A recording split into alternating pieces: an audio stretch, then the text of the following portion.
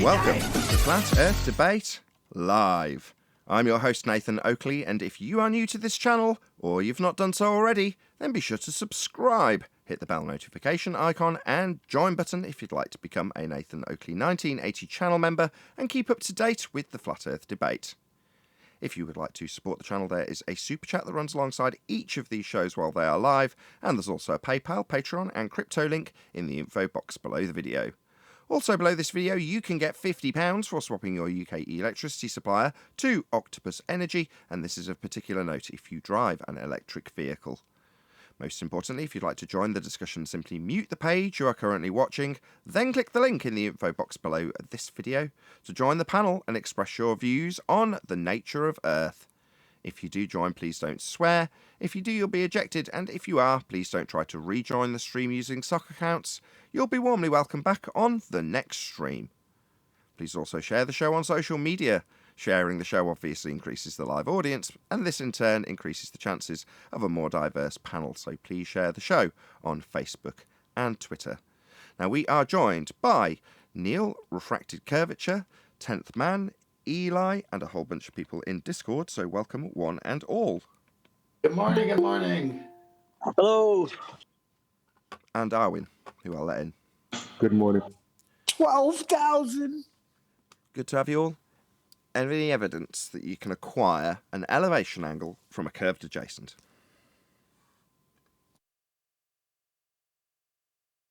That's just silly. It has I'll not repeat what I'm gonna do. What I did yesterday. Please don't. It has a built-in error that takes into account for the fact that you can't measure an angle with a curved line. There are no angles from any curved surface. Did you say the sphere Earth has got a built-in error? Yeah, that's the argument that so far that I've heard. It doesn't matter. Hold on, you can't get an angle from a curved surface. Hold on 1 second, 10th. This is new. You didn't mention this in the pre-show. So you're saying that they've said, or how can I paraphrase that? They've conceded that they need a flat Earth elevation angle, and therefore that's just an induced error. Has that actually been disclaimed? Not in that way.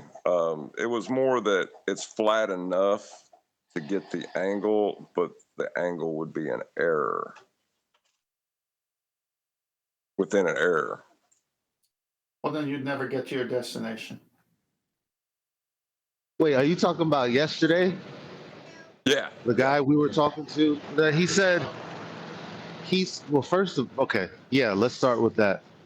So he said that the error of the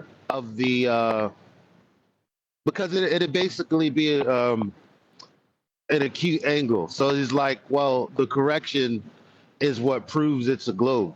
And I was just like, how? What are you talking about? Yeah, I like that one too. So you have to correct it. So it's wrong. Okay. What are you correcting it to make it right? Did you ask them what they correct it to? Well, that's what I said. Well, you're talking about a straight line going from not 90 to 90. That's the correction. So what do you mean that correction makes it a globe? Correction implies that it's wrong. So once it's corrected, what's it corrected to?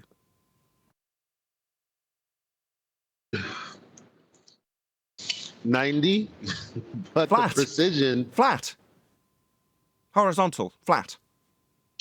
Right, but he said it wasn't precise, and the fact that it wasn't precise proves that it's a globe. But again, I see. So he's fighting against celestial navigation as opposed to fighting against you, and he's saying celestial navigation has induced errors that aren't accurate. Therefore, Earth's a globe, because he's fighting against the flat Earth methodology of celestial navigation at that point. But he's then got to prove that celestial navigation's wrong and doesn't function, because he's not arguing against you at that stage, is he?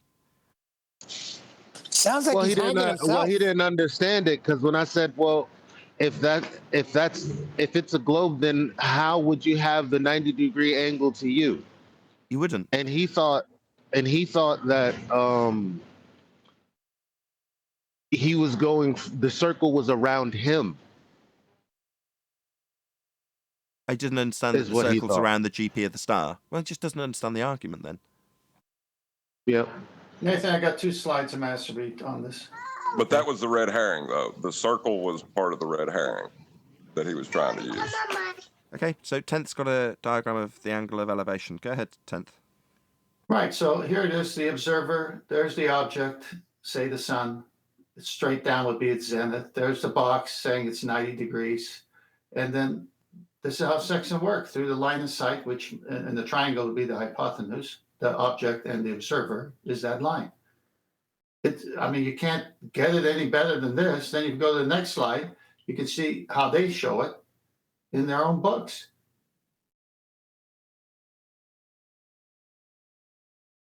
So we Yeah, have you got to be an idiot to not understand this. well, we've got a flat baseline in this direction in terms of the measurement of this, which I think is presumably going to be the sun by way of the drawing. Yeah, Well, it could be any star. Sure, but it's not relevant to the point. The point being that at the zenith, you've got 90. Well, the only way you can have 90 is if this is a flat line between you and it. And then you draw a circle around it and its GP. You're trying to figure out where this is, your measurement point. Where am I? Yeah? Well, you start by measuring the angle to a star that is known as used for navigation. And what have you got? Well, you've got a flat baseline to it, regardless of its distance. So if you're measuring it 4,500 miles away, then you've got a straight, flat line between you and the base of that point below the star. Earth must be flat to do this.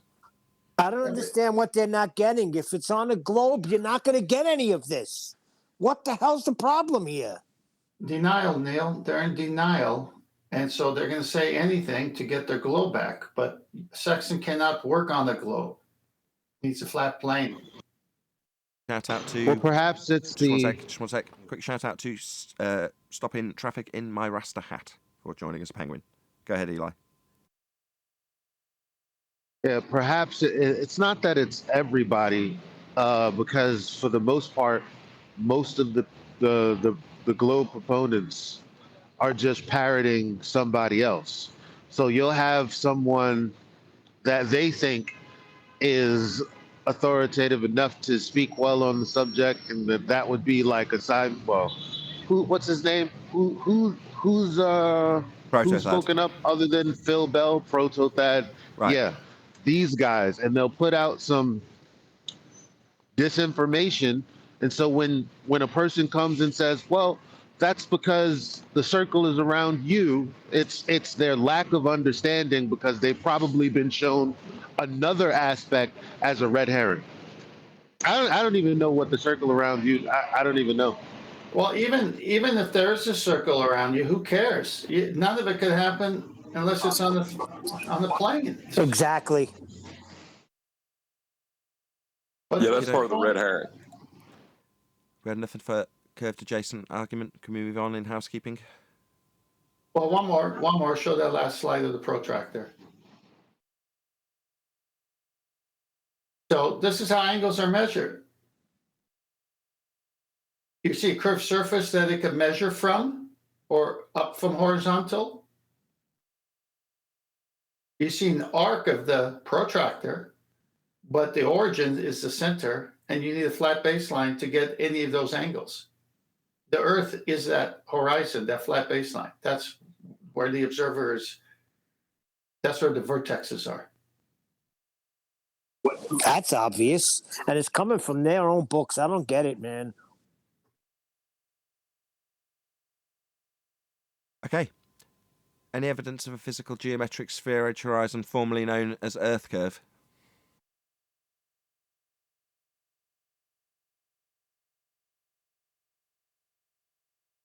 Shout out to Mike808 for hitting the super chat. Really appreciate the support. Thank you very much indeed.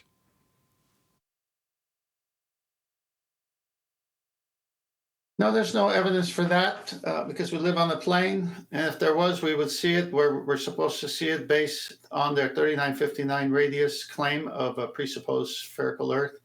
And it's not where it's supposed to be. Earth curve never shows up where it's supposed to be. And whenever they say they see something, it's just optical, but it's not geometric, and they need theirs to be geometric. What are you talking about? Ranty says the Blackpool Swan proves Earth curve. He'll need a flat Earth to measure the elevation angles used in that claim. That's correct. They'll give you the Blackpool's- flat Earth. They'll give you the flat Earth in that. Blackpool Swan is a pub in that part of the country, and if you drink too much, everything looks curved. And if you mess with them in that pub, they'll break your arm. Might hit you in the head with a pitcher. No, you'll get glossed. Any evidence of axial rotation of the Earth-based variety? None So now we're whatsoever. moving. So now we're moving too. No, in their books, they say you have to assume the Earth is motionless and the stars are moving. So even they don't want it. Exactly. They also say that we'll see Coriolis deflection. That would be us observing things drift away as we turn beneath them. Coriolis effect, because of a turning Earth. But we don't see that effect. Then we get told that we wouldn't expect to see that effect that the globe Earth claims is proving we spin. What do you know?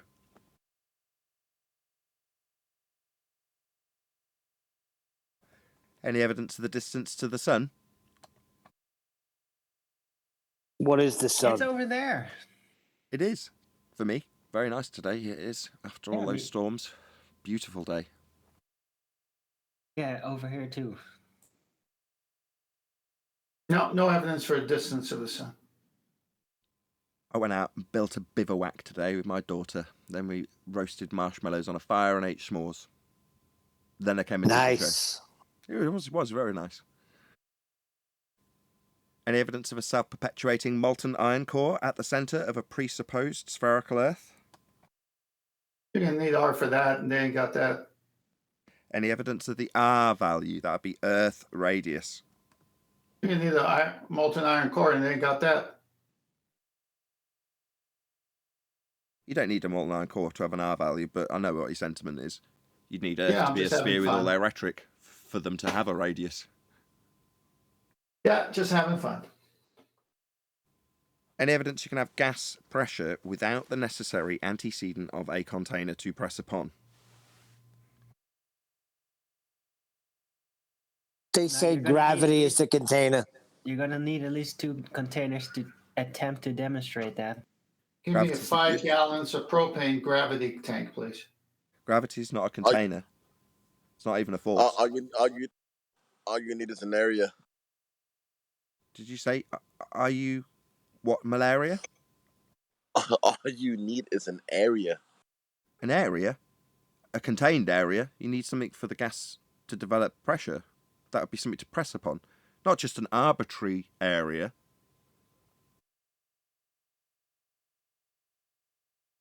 Are you saying there's no such thing as imaginary containers? No. Physical containers that contain things are a vessel of some kind that has the ability to stop a gas particle from escaping, i.e. a wall for it to hit. That's a container. Right. There can be imaginary containers, they just don't contain anything. The description of what it does is in the title. It contains. Now they say, well, gravity contains the gas. No, gravity isn't even a force. It's a conceptual space-time medium in mathematics. It's not a container, and it doesn't contain gas. Any scientific evidence of gravity? Don't be silly. Well, here's the problem. They're saying that we're not scientists. I never We have claimed no to be right one. to speak Hold on these Sorry, things. who cares? I've never claimed to be a scientist. Anybody here claiming to be a scientist? No. No, I'm not religious like that. No, not pseudoscientists, not in brackets science, where they have pseudoscience stories and religious rhetoric and just call it science. Not that kind of science. I mean, anybody here actually claim to have observed the natural phenomena, formulated a cause and effect relationship with if A then B and if A not B as the formulation for the cause that they have assumed of the effect they observed in nature, and then went forth to perform systematic experimentation to validate that which they assumed caused the effect they saw in nature by actualization of their hypothesis. Has anybody here done that? Well, No, that's a no, researcher. but hold Hold on a on. sec. What That's they're a saying, researcher. That's a researcher. That's not a scientist. what they're saying is we have no right. Hold on. Hold on, Neil. Just calm down. That a scientist could be anybody who's involved in that process. So I did discuss this with a couple of other people in that regard because I had the same attitude. It's like, well, is it the guy who formulates the hypothesis? Well, you can ascribe genius to that person if they get it right. Could you say that the scientist is the guy who's actually physically varying and manipulating that which was assumed by another person in the hypothesis to be the cause? I would say yes. All I'm trying to say is what they're saying is we have no right as normal people to contest what scientists have validated Earth is. Well, they can just show it us. That's okay. We're not claiming to be scientists. We're saying, oh, right, you've got validation for what the scientists say they've got as proof of a sphere Earth. Can we see that? That's all we're saying. You say you've got science. Yeah? We're being held to task for not being scientists. We're not claiming to be, but meanwhile, you've just gone straight into the fact that they say scientists who can't be challenged say Earth's a sphere and can prove it. Okay, that's why we asked for scientific evidence. Just ask for it for gravity. There isn't any.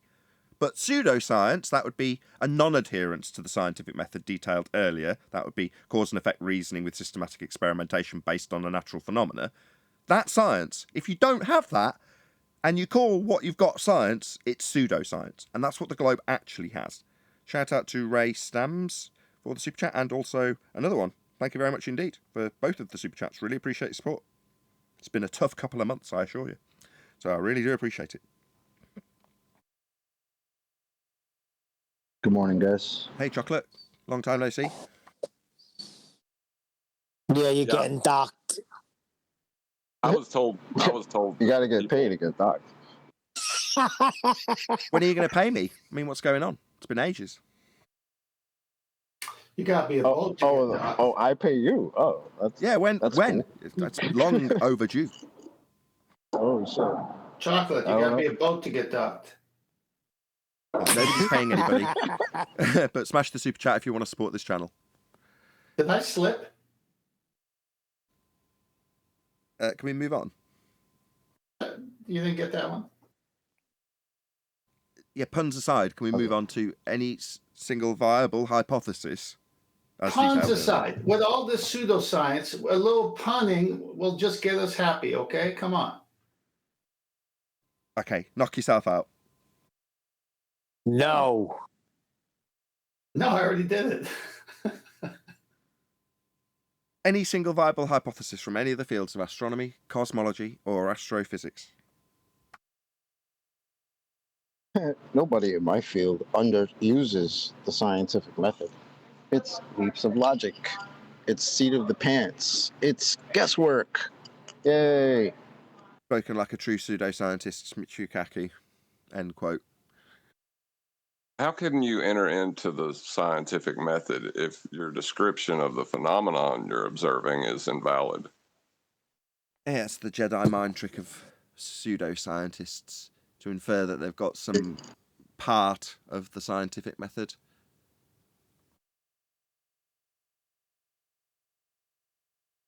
That concludes the housekeeping.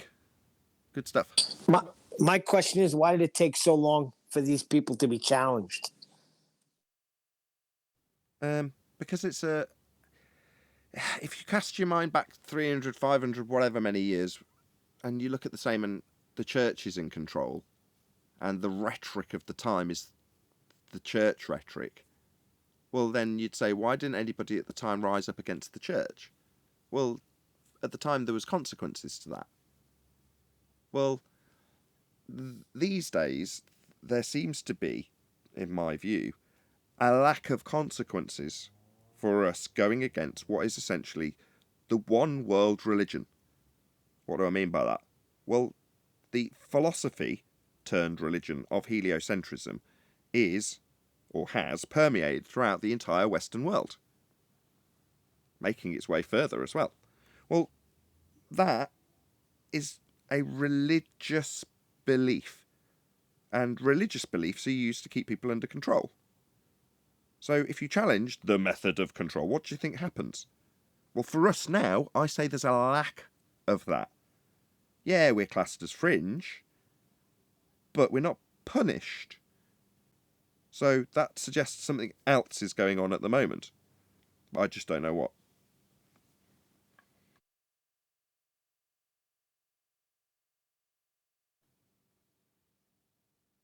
I don't know if somebody at some stage has said to themselves, we must have a contingency, we must have a backup plan that achieves the same ends. The religious worldview of heliocentrism, should it fail because the Earth is obviously, observably, measurably, navigatably flat, and people recognise that fact, what do we do then? Well, if they've already got that sorted, and it's better, or offers better control, or whatever it is they're, polishing it up with, then the heliocentrism's time is over. It needs to be relinquished for parallel universes, or string theory, or whatever they bullshit their way around the actual science of quantum mechanics. Whatever they've got lined up, you've still got to let the old rhetoric sort of fizzle out, haven't you? Well, I think that's what we're seeing. I'll just read out this super chat, and then if anybody wants to put their 2 pennyworth in there, feel free. On a sphere, all tangent lines to zenith, always an obtuse angle. What are globers thinking? Why dip to get a different obtuse angle to zenith? Yeah, exactly, Ray. Roy, my bad. Yeah, brilliant. Indeed. And thank you very much for all the support. I could take the position that what you're stating is a bit conspiratorial, because it implies that they know they're wrong. I don't think they do. No, I don't mean... I suppose I did phrase it that way. I mean, in terms of the status quo, what societally is acceptable. Now, I can infer that they know at certain levels, but it would be just, like I say, picked apart as being conspiratorial. However, I can talk about what is actually happening, though, can't I? It's not conspiratorial to say that the information that we're disseminating is getting out there. I'm live right now. No, that's not what I'm saying. Like with NASA, right? They don't necessarily have to know the Earth is flat to fake space. No, not necessarily, but they know that... Okay, I gotcha. So what you're saying is, if you take Tim Peake as an example, when he's orchestrating his lies about being in a sky vacuum, he can't obviously go to a sky vacuum to film that, so he's got to fake it. So from that perspective, he knows he's lying about going to space, but does he know that the extension of the lie is that you've got a ball Earth beneath your feet when it's actually flat? Well, not necessarily. Doesn't change my position with regards to all astronauts claim to have gone to space. Space is like saying you've been to Narnia. Anybody who claims to have actually gone to Narnia is instantaneously a liar when they claim to have footage of them there. Now, space is Narnia. It's the same. It's fake. It's not a real place you can go to. Anybody claiming to have gone there is, ipso facto, a liar. They know they haven't gone there. Right, but that's speaking to my point is that I don't think that they necessarily understand. It's like 500 years ago, they thought drilling holes in people's heads let the demons out. It doesn't mean that somebody at the top knew that that wasn't true and they just thought it was hilarious that drill holes in people's heads. Can you show that trepanning didn't let demons out? No, that's irrelevant. But what I'm saying is we can't show that they know it's not a sphere. No, our argument in the context of flat Earth debate is that Earth isn't a sphere. And when we disseminate lies in regards to the space vacuum, well, that doesn't automatically imply that that person knows that, well, the reason we've got to tell people that we're flying out into space around a sphere, nudge, nudge. No, they don't necessarily know that. I agree. So then the idea that this is a controlled release, they may just not perceive us as a threat. That No, one that's not day true that, either. No, that's not true. Because they've very specifically said that they do see us as a threat in Congress. That's why I'm classified as fringe on YouTube. Well, as a threat to the sphere or as a threat as disinformation? Which one do they perceive you as? Yeah, the latter. I see where you're going. I like it. Keep going. Well, I'm just saying, humanity doesn't know everything. And we've made assumptions to build worlds upon. It doesn't necessarily mean that even the people who get Nobel Prizes understand where they're wrong.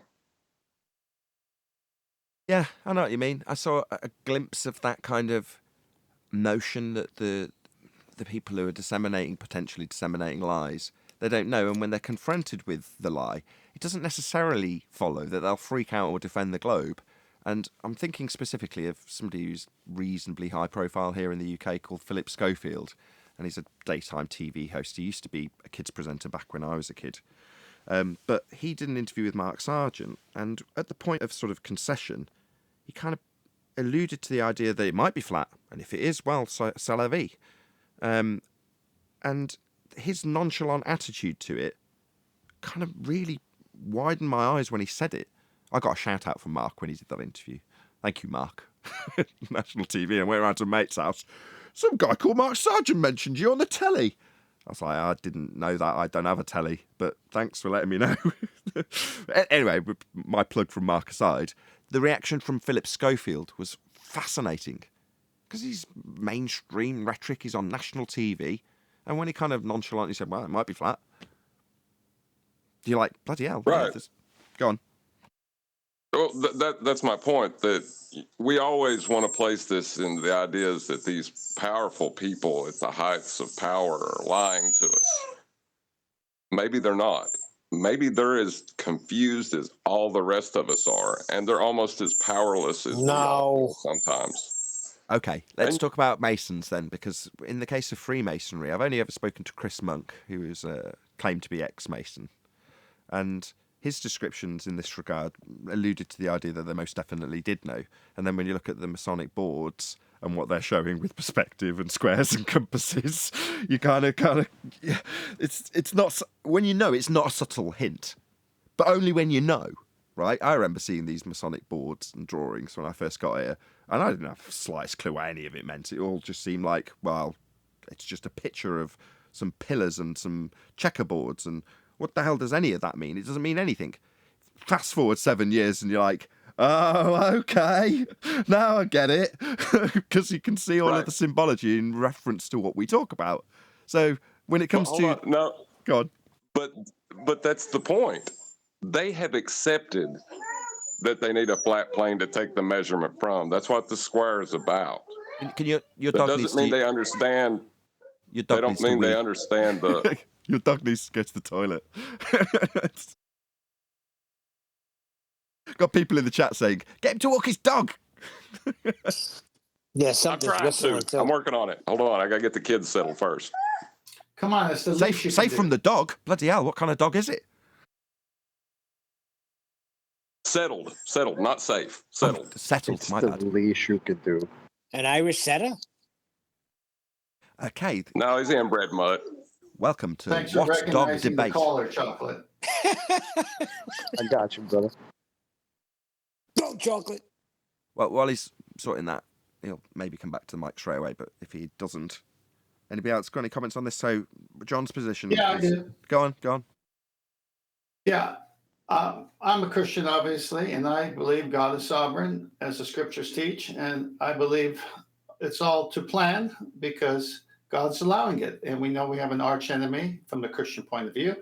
And that's the fallen angel Lucifer, who's called the devil. And so these people who are worldly and into him rather than God, they have power. And the power they have will be taken away from them if the truth of all matters comes out. So they don't want to relinquish the power. But there's a greater plot behind everything. and that's the spiritual side. So when you say NASA or heliocentrism and all this, what's the purpose of these lies? It's to say we came from gunk and the big accident and the Big Bang. There's no God.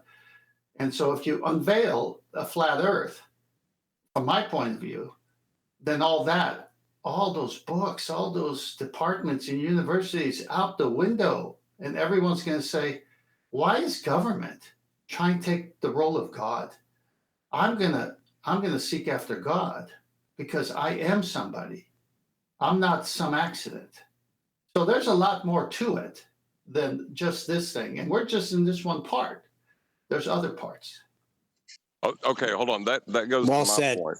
That goes to my point, though, because if the devil is the father of lies, why is he telling these people the truth? What people? He wouldn't be. You're saying What that. people? Right, I he gotcha. wouldn't be. He I wouldn't be. see. That's my point. So you're saying that if you've been deceived, which we all were, and technically, therefore, if we were still, someone could point the finger at us, from this side, the flat Earth side now, and say, "There's a liar." You go, no, that's somebody who's been deceived, and you're expanding that out. Although I find this a little uncomfortable on this particular show, but fine. Out to the devil, and you're saying, well, if the devil has deceived these people, what on earth makes you think that he would have told them the truth when he's deceiving them, and they're just puppets working on his behalf, deceiving people with the lies they've been deceived with, potentially without even knowing it, or more likely than not, according to your argument, right? Right. And Right, even well, if it isn't him, even if it is just ignorance, how do you know that they're smart enough to realize they're ignorant? Depends who they well, are, and when they get. Well, it's even hold on, I'm going within to the defend that. scripture. I'll go on citation, please. Sorry. I was just saying, it's even within the scripture. The devil's plan isn't atheism. It's to declare himself to be God. So he needs the populace to believe in God so that he can become that God that they believe in. Okay, we're getting off the beaten track a little bit. Correct. No, but he's correct. It says it in Isaiah. He says, I will be like the Most High. That's his plan. I'm sure. Well, if you want to change someone's fate, as much as I love to take this to an ethereal Satan that's pulling the strings of the men, the reality is there are men who we do deal with on a one-to-one basis here. And that's where I was going to jump in earlier. I will defend the fact that I call a lot of them liars. Because when you show them to be liars with demonstrated proof that they're lying, what else can you label them? well, that doesn't necessarily mean they know the truth, though, just because they're liars. Oh, I absolutely agree. I have to say that myself. Oh, I'm pointing out how you've been lied to. Well, what is the Earth? I don't know. I have no idea. I know one aspect of it. It's flat. That's it. Well, what's at the edge? What's the dome? I don't know. Just because I know where you've been lied to and deceived and misled doesn't mean I automatically know everything about the alternative. I don't. And I don't expect necessarily the people who are lying to us, who are essentially the same as us at one stage, to also be liars. Only the people who come here and actually lie can you label liars. And astronauts. Nathan, I really like what you've said before, and I'm going to repeat it. They're the ones with the extraordinary claim. And those are many. They're wrapped up in the housekeeping questions. They're saying we're spinning. They're saying we're a ball. They're saying all these things. Where's the proof of these things? All we're saying is show it to me so I could believe your extraordinary claim. They can't show it. And this is where every man has their senses to go to. Your senses don't lie to you unless you're intoxicated, right? So the point is, we don't feel we're spinning, but they keep telling us we're spinning. How can you prove this? But we don't see curvature, but they're telling us it curves based on the radius of 3959. Black swan, no, it doesn't. And now we got the sextant saying that you can't even get an elevation angle unless you have a flat plane baseline under you, because you can't get a 90 degree from a curved surface. And all your altitude measurements must be subtracted from 90, which means you live on a plane. Well, you're saying that, and they're coming back and saying, we don't want to hear what it's not anymore. We want to hear what it is. Tell us what it is. I'm telling you what it is. We live on a plane. Yeah, we're telling them, but they want to know other things. Yeah. And it's perfectly reasonable to have those questions. But at the point that you've been lied to, you then got to make a few critical decisions, haven't you? You've got to assess the people that have passed the information that's incorrect on to you and how much they're then worth to you. Now, that's obviously case by case and individual by individual. For me, people like NASA require zero attention from me at this point. You know, and we try and disseminate this to Neil when we say, well, why are you engaging with people who just want to ignore what you've put down to them 1,000 times? We know they're the audience, we know they've heard the arguments, and they just whistle past them and talk about how space is wonderful. All right, okay. Well, don't engage with those people, and when the people who you can label, like NASA, not NASA, astronauts who say they've been to space, as liars, just don't involve yourself with them. Don't assess them for how much truth they might have. Yeah? When a guy's standing in a stage saying he's in Narnia, yeah, and you figure out that Narnia isn't real and he's never been there and he's just been lying the whole time, do you automatically assume that that person can tell you what is on the other side of the house with the wardrobe in it? Well, no, they may never have been through the other side of that wall that was, you know, propping up the wardrobe. Because there is no Narnia. Doesn't mean they know what's on the other side of the wall either. They don't. But you're going to appeal to them and ask them because they've lied to you and stamp your fists going, tell us the truth then. It's like, why are you appealing to liars for the truth? Why are you appealing to us for the truth either when we're just pointing out the lie? Exactly. We're not professing to be scientists. None of us are saying that we've got all of the answers when we point out how the people who make the extraordinary claim, as in 10th point, don't back what they claim. It's an extraordinary claim to say that we will see things drifting away from us. That's Coriolis effect on an Earth that's turning. We need to actually see it. And us pointing out that we don't see it happening shouldn't come with a justification for why we don't see it. You failed to prove your extraordinary claim that we're spinning. When you say we'll see Earth curve and we go, what is it that we'll see? And they show you a horizon. And we say, no, the horizon is an Earth curve.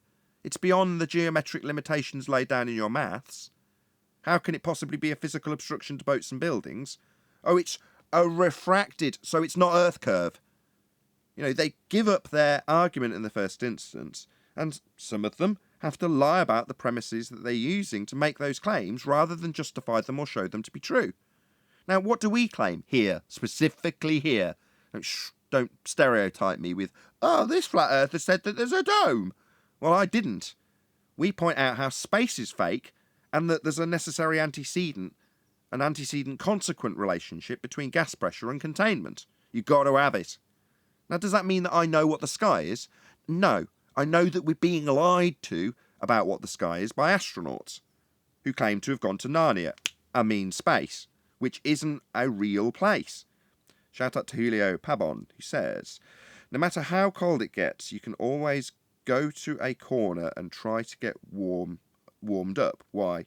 Because corners are always 90 degrees. Boom, boom. Yeah, Thank but you, that's Julio. my point. That's my point. It's so telling that they're saying these things like give us an answer. I mean, we don't claim anything. I think that's the wait a second. Let me finish. That's the beauty of us. We don't know what the sky is. We don't know what the sun is, and we don't claim to know what it is. But they demand answers. Yeah, it's flat. Yeah, that's it. We have a claim, and it's demonstrable, it's measurable, and you can use it to navigate with. I agree. Indeed. Yeah. So moving forward, given that we're now, I will agree, just for the sake of this discussion, that, yeah, maybe none of the higher-ups know, and if we ignore all Freemasonic activity and some of the discussions I've had with Chris, who's claimed to be an ex-Freemason, I can put all that one side and say, well, nobody knows. We've all just carried on perpetuating a myth, a philosophy that we were born into. So even if you've managed to make your way high up in terms of that philosophical dissemination to the public, i.e. higher-ups like Neil deGrasse Tyson, doesn't necessarily mean they know that it's complete bollocks. Just means they've got caught up in it like everybody, and you'd be swept away as you were and encouraged because everybody else thinks the same in this particular time of people's lives in the year of our Lord 2022. Well, nobody knows what it is. It says it in Job, Job chapter 38. Pretty much I like says. that. And Nathan, who was the one with the 90-degree pun? Julio Pabon, thank you for the super chat Yeah, again. Really appreciate the support. Hey, Julio, I got a image of Master B. You missed one more to add to that.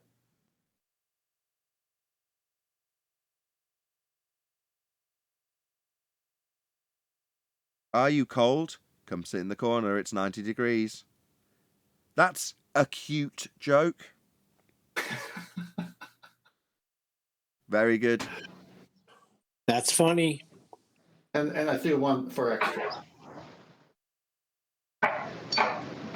Never argue with a 90-degree angle. It's always right.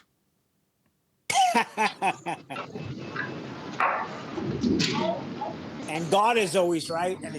And in chapter 38 of Job, he pretty much says nobody knows what this is. What's this? Be more specific. Earth, where we dwell. Nobody could measure it. Nobody was there when it was created. That's basically what he's saying.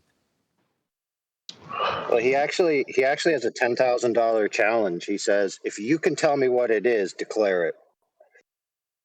Right, Brandon Cook from the chat says acute is less than 90. I think you're just being obtuse, Brandon. Nice. I'm glad you gave it to him straight, Nathan.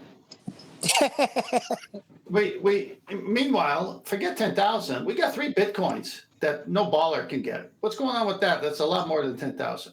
Yeah, what's up with that? They came, they attempted, they failed. Haven't heard anything since. And where is Mick Toons today? Is he going to get offended again because he waited till the end of the show to get on? No, to be fair, to his credit, he went in the chat and he was like, I came on, you didn't unmute me. And I was like, yeah, my bad. I didn't notice you were there. He was like, and you ended early. I was like, well, actually, I ended late because I started late. According to what Paul said, he offered. came in the last minute. Yeah, but it would have been the last 10 minutes. Based on the time of the show, which is typically an hour in duration, they've started to strawman saying, you closed the show down early as soon as I got there. It's like, well, actually, no. I started the show 15 minutes late. Eli, what would you offer? Thanks. I was offered $10,000 to show where the globe model is inconsistent. So I said the horizon. I don't have $10,000 today. Did you offer them $5 if they could show you a globe model? Oh, I should have. Why would you ask that, Chocolate, how long are we waiting for that model, Chocolate? No, hold on, let him have his moment. Why would you ask them that, Chocolate? Why would you ask? Why would you offer somebody $5 to present you a globe model? Because I'd like to see the all-encompassing working globe model. I haven't seen that as of yet. You're suggesting that they don't have a globe model. I would suggest they have little bits and pieces and little stories and illustrations and diagrams that they put together and call that quote unquote the globe model. But that's all they got. They don't have a actual standard working globe model because it's not a globe. That's the problem. That's true. Bingo. Well, even if it isn't, they still don't have one. They don't have a miniature one. They don't have anything. Eli, explain to the audience why you said horizon. Because on a globe, it's the geometric obstruction in which you can see no more land. And if the Earth was a sphere with a geometric obstruction that would limit your view of the land in the distance, then every distance to that geometric limitation would be no more than 1.2 times the square root of the observer's height in feet. And the black swan shows the horizon beyond the limitations of an Earth sphere radius 3959. Therefore, the horizon is not Earth curve, and you can't get an R value unless you've got a geometric tangent point to measure it with. So the Earth is not a sphere. Go collect that $10,000 right now. There is a model they ascribe to, though. It's just a flat plane model of a celestial sphere. That's the true. equatorial plane model. Yeah, but you don't take the measurements from the center of Earth. You take them from the surface. So it's So a if you flat, take that flat Earth drawing, model. so if you took that drawing of the celestial sphere and the flat plane they put underneath it, but describe as being a measurement taken from the middle of a rock in the middle of a core, and point out to them that what we're actually doing when we measure this angle, though, is standing on the surface. So if we just ignore your stupid ideas that this diagram of an angle to something on a celestial sphere actually infers that the angle to the celestial sphere where the stars are is in fact the surface of Earth. Because where you're taking the measurement from in this depiction is on a plane in the middle of a dome with stars in it. That's how you are describing it. Now, the fact that, as I say, they will then say, no, that's because we've taken the angle measurement we got off a flat plane and put it at the centre of a presupposed spherical Earth.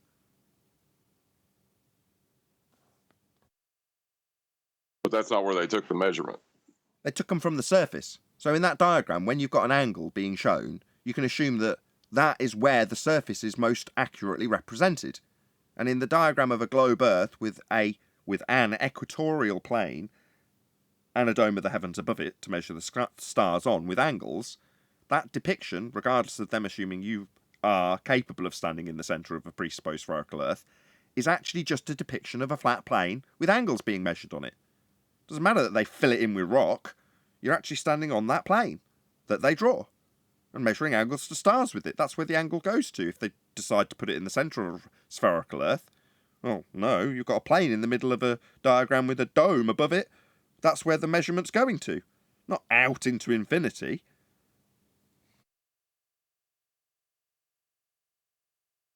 Right, and I'm working on my kitchen celestial sphere right now. That's one of the harder parts of the measurement.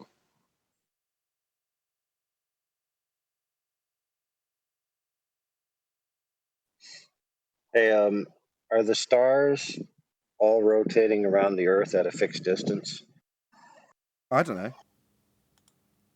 What I do know is when they reach... So if you put that in a model, could you say that you're accurately representing reality? The answer is no. It's an ideal model. So it's not even a category that this is representing the Earth. It's just a modelic interpretation of the phenomena based on angles that you obtain from a flat plane. So the derivations from this model are not derivations from a presupposition that the Earth is a globe. It's a presupposition that you can use a model of spheres to do a transform and map yourself. So McToon's challenge is moot. Yeah. Because he has to deny that it's derived, that all of his models are derived from flat Earth in the first instance. And that's why his challenge is just a big charade. Because Indeed. he's basically saying you can't use maps, you can't use distances, basically can't use anything that's derived from a quote unquote globe model, right? Because he's saying it's derived from the presupposition that Earth is a globe. But if you just go back one step and say, okay, I attained all these angles off a flat plane, then you're basically saying that all their globe stuff is derived from a flat plane. So it's impossible to win the challenge. It's just that simple. It's a moot challenge. It's nonsense. Yeah, I keep saying this to commenters. When are you going to address McToon's challenge? We addressed it a month ago. He needs flat Earth elevation angles to lay the challenge down. So it is completely moot. Well, I want to know when they're going to use globe Earth math to navigate my kitchen. Certainly doable. Of course, you must accept that you've got those globe claimed to be navigation waypoints or whatever you're going to use. They're going to be derived from a flat plane in the first instance. Obviously, it would be useful if you had a methodology of measuring it on a flat plane and then repositioning the angle and changing the trig values from a flat plane measurement to double those values and say they don't work on a flat plane because they don't then match up. If you did that, you could then show that the flat Earth angle measurements you took from your flat plane to give you these values actually don't work on a flat Earth. Nathan, I got 3 images showing the equatorial plane in contrast to the celestial sphere. Perfect. So this line, oh wow, it's a GIF. Yeah, you've got this line that you're going to have to take the angle measurement from. That's what you're going to do. Yeah, the first one's a GIF.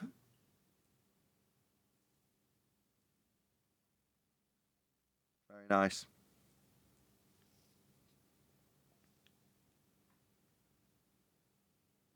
Notice they've got in this GIF, it just gets rid of the sphere in the middle at some stage and just carries on focusing on the flat plane bit. I love it. Do you want me to move on to the next one? Yeah, you could. So the celestial sphere, zenith, point on the celestial sphere directly overhead, neither point on the celestial sphere directly underneath, not visible. Celestial equator equals projection of the Earth's equator onto the celestial sphere. North celestial pole, projection of the Earth's north pole onto the celestial sphere. So in their celestial sphere, they've got north celestial sphere matching north pole and everything else, and celestial equator as well.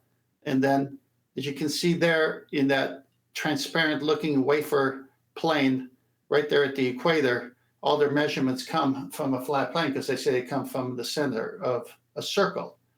Because guess what a circle gives you at the center, a vertex?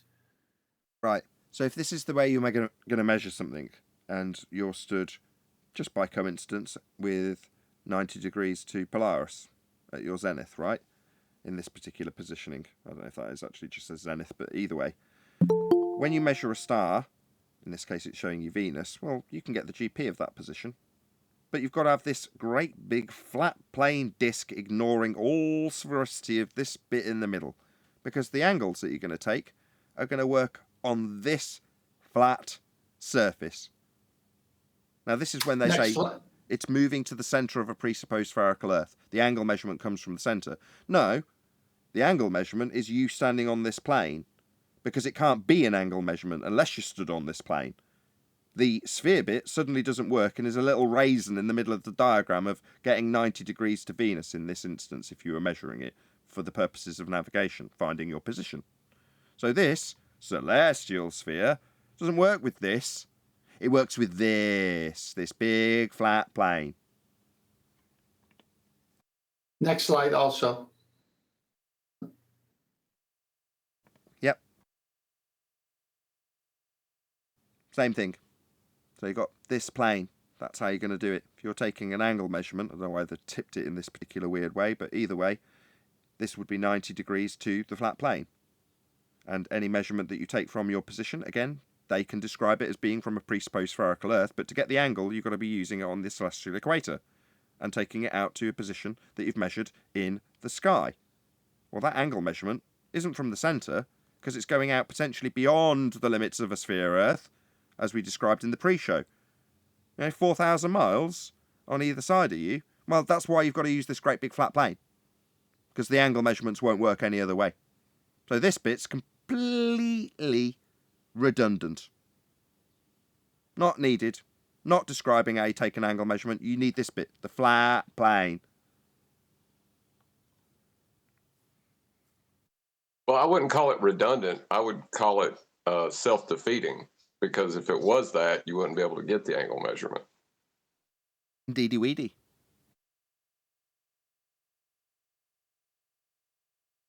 It's been a good show again. Please share the show if you're watching live. Smash that share button. I actually kept an eye Hey, on it. Sleeping Warrior. Hey. 160 people watching. Excellent stuff. Can I just before you round out, let me just say something. How many times have they applied 7/6R when it's things at the horizon that we see but shouldn't see? It's like always. But the minute we start talking about sextants, 7/6R suddenly vanishes and it's a straight line. Anybody notice that? Yeah, Black Swan. Yes, Yes, first to do it here was Virus. Well, I got a straight line to the horizon. correct. Black Swan. No, you haven't. You spent 2 years telling us it's refracted. What is it, no Atlo Day? So just for those that are not sure, it's a direct conflict in terms, isn't it? It's a conflict in terms to say that the line to the horizon or the whatever the angle of elevation, if that's a straight line, then 7/6R doesn't exist. If it's a curved line, where do you get your curved adjacent from when it comes to measuring that angle? You can't do it, can you? I think ball earthers think that when you say, how do you get an angle from a curved adjacent, Nathan? I think they think that you've got the your protractor or your angle measuring device. I think they think that it's on the surface of the Earth. They don't realize that we're not talking about the shape of the Earth. We're talking about the angle itself. And if it's a curved line up to the horizon or the target that you're looking at, then you haven't got an ability to measure an angle to that, guys. It's a direct contradiction in terms. Well, you have and you haven't. When you describe what you're doing with it, you're describing 90 degrees to the GP of the position below the star, from you to that position on the ground position.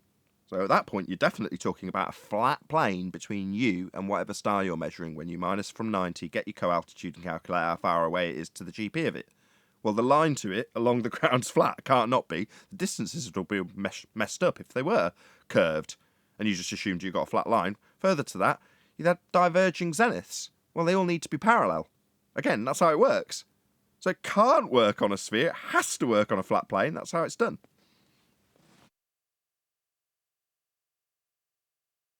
Let's not forget that's already given too much credit. Because 7/6R light refraction is a category error in itself. It's an incoherent statement, and the conclusion is axiomatically false. Because they're trying to say it's about light, but it's really just changing the radius of the Earth. Right. And they need to have a radius of the Earth to manipulate the radius with 7/6 of the radius, which is what terrestrial refraction is in standard format. So you've got to have R. And they don't have it. That's a paradox.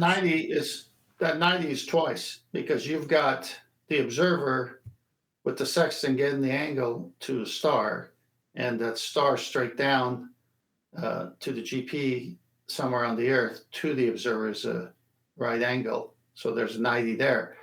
Then the observer takes that sextant measurement, the degrees, and only uses it to subtract from his 90, which is straight above him, and then shooting sideways all the way to the zenith of that original star. And there's a box up there. So you're in a box with two 90s to get your co-altitude. Yeah, because you've got a minus from your vertical angle, but you can't get your vertical angle on the boat because you don't have the bubble sextant to get your vertical angle. So what you do is you're going to get dip correction, and you're going to get an angle to the star, a right angle. Then you minus from your 90, and that's the distance times the nautical miles. Right. Earth has to be flat for this to function. But with that, I'm going to say a huge, massive, enormous thank you to both Discord and G+ panels, first and foremost for making today's live show possible. And of course, a massive thank you to all of you in today's live stream audience for smashing the super chat, liking, commenting, sharing, subscribing, and all that good stuff. I normally do a bit of e-begging on these outros, but smash the PayPal link if you did want to support this channel. January and February are particularly difficult months on YouTube, so yes, please support the show by smashing the PayPal link in the info box below this video. If you are watching the show on either Nathan Oakley 1980 or Nathan Oakley Premiering streams, stay tuned as there will be an after show to follow. I've been Nathan Oakley, and I will see you all in the next video.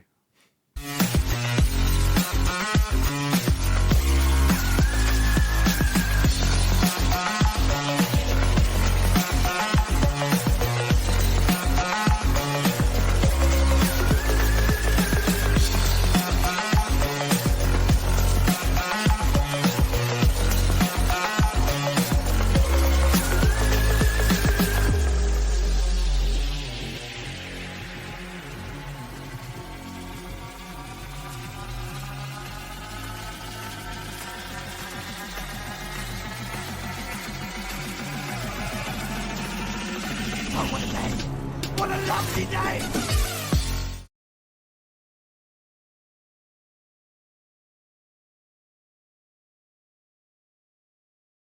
Right. It does, like the whole refraction argument. 10th kind of mentioned it. It blows past refraction because you need the flat plane first before you can move on to anything else. Got a super chat after the show. Shout out to Here We Go Again. I had actually cut off the live show before he got to drop it in. Thank you. He says, great show. Thanks, Nathan. I really appreciate it. Here we go again. Thank you for the super chat. Hey, Nathan. Yes. Have you got something to tell me? No. Are you sure? I'm pretty sure. I couldn't get any comments to post in chat, and I've lost my spanner, and I suspect I've been blocked accidentally. Could you have a look into it for me? Did I block you? It seems that way, yes. Oh yeah, I think I did. I thought because you bastard. Well, I thought it was a fake account because you didn't have a spanner.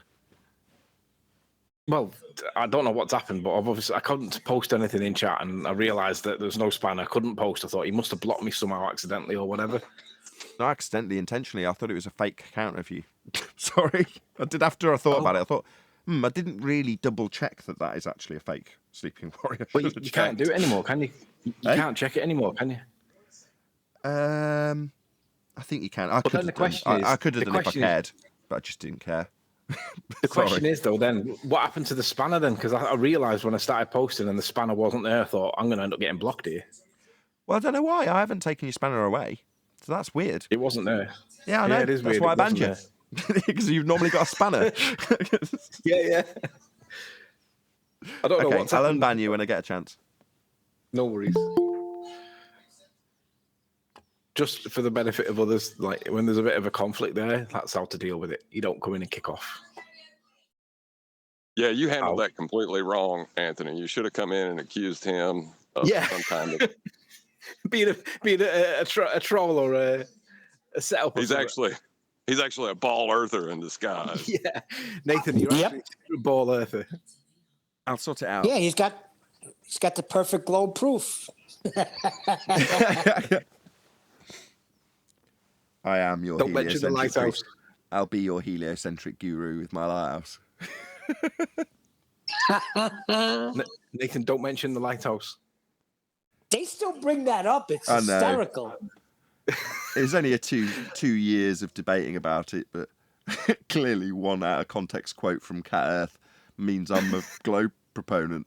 Whatever. Tell you what, it's stuck though, isn't it? That one. Fair play to Cat for spotting it, and it's sticking. It's definitely stuck. Stood the test of time. Fair play to Cat. You mean more bad on you for sharing publicly a screen share of our private conversation on Skype? Well done, Anthony. I know. I'm sorry. It was an accident. That's all right. I don't care. It just goes to show how opportunist they are, though. They see that, they jump on it, and they ignore the explanation behind it, and they still think now that it was deceitful in some way. You idiots. There's flat earthers that would do that too, though. That's true. Yeah, to be fair, I'd do it. I would do it against people that I didn't like as well, to be fair. It's very easy to do, isn't it? Let's be honest. But that lighthouse was a perfect proof for the globe. I don't know how they... Do you remember when Jeremy first brought it up, Nathan? And I said to him, I think that lighthouse is already gone. And we looked into it and we spent like weeks arguing about whether we should see it or not. I'm trying to find you to unban you, Sleeping Warrior. I should really be paying more attention. I'm sorry. It's okay. What happened to the spanner, though, in the first place? Because I noticed the spanner was missing, and I thought, I honestly don't know. Very confusing. Should we just blame Arwen? You can do. That seems to work pretty good. Yeah, if in doubt, blame Arwen.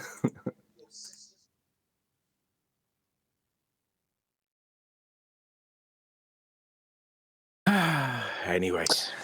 So Ranty, I did a biblical thing today. I answered a fool according to his folly, because he claimed that QE was just a cook in the army. So I called him a thief. And he said, no, mate, my situation has been settled in court. I didn't know that, so. Why would he say that he was a cook in the army? Ranty panty. Yeah, he was saying that back in the early days, we had no science acumen, and we had no business speaking about things like that, like you and Nathan, but he didn't mention QE. So I said, I noticed you didn't mention quantum eraser. He goes, who, the cook in the army? To be honest, though, it does make sense because, like, I've never known a polite and friendly chef. Have you? They were all like, aggressive, nasty bastards, Well, aren't who they? cares? Sorry, if he was a cook in He gets very hold on. angry. Sorry, how does if any of you were a cook in a garden centre make any difference to the argument that you put forward? It's just an ad hoc. It wouldn't, but I felt it necessary to call him a thief because he is a thief. Well, I'm a chef and I know how to take the heat. What's going on here? Well, hold on. Let me see if I can figure this out. So Louis helped us all remember what we were taught in school about a method that offers you a binary for cause and effect. And because he's a cook, it's wrong? Yep. Ball of logic. I mean, at the end of the day, if you apply that logic to him as well, that would mean that he's got no business arguing for it in the first place. I'm a then- cook. Hold on. Yeah, he's the Gordon If you Ramsay apply of that flat Earth, logic, bro. Wait, but I got that logic. Go ahead. If you apply that logic, you can't say the Bible's wrong. Because nobody knows that it's right. So No, because you're not an expert in it. no, I was a cook. Yeah, according to Ranty. Really? You got any proof of that? I don't know. Who cares? I'll vouch for that. Who cares? I'll vouch for that. Sorry. Oh, God. Meanwhile, If it looks like a cook, hello, smells like a cook, hello, and it shouts like a cook, it's a cook. hello. So meanwhile, we can't get an elevation angle if the Earth's a sphere, but let's focus on whether or not one of the panel was a cook or not. Is that correct? Well, yeah. Yes, we could do that we can entertain it just for a couple minutes just to show that he's making claims without evidence that follows a pattern. But I don't think he realizes that he's guilty of the very same thing himself. If John was that and therefore has no grounds to talk about science, then what does it make a painter and decorator, right? No, he did that to John. He did that to QE because if he calls him a cook, then he could say his arguments were originated in the mess hall. Wait, are we saying QE is the Gordon Ramsay of flat Earth? Didn't Randy Kimber? No. Go on, Issa. I was just wondering 2 points. One, quantum eraser is the Gordon Ramsay of flat Earth, and two, didn't Ranty say he got like sunburned by the chemtrails? Ramsey or Ranty? Well, Ranty about the chemtrails, but I was saying quantum eraser is the Gordon Ramsay of flat Earth. He's more like the Gino It's DeCampo. copyrighted. He's more like the Gino DeCampo, not the Gordon Ramsay. Well, I guess I got my education from a cook then.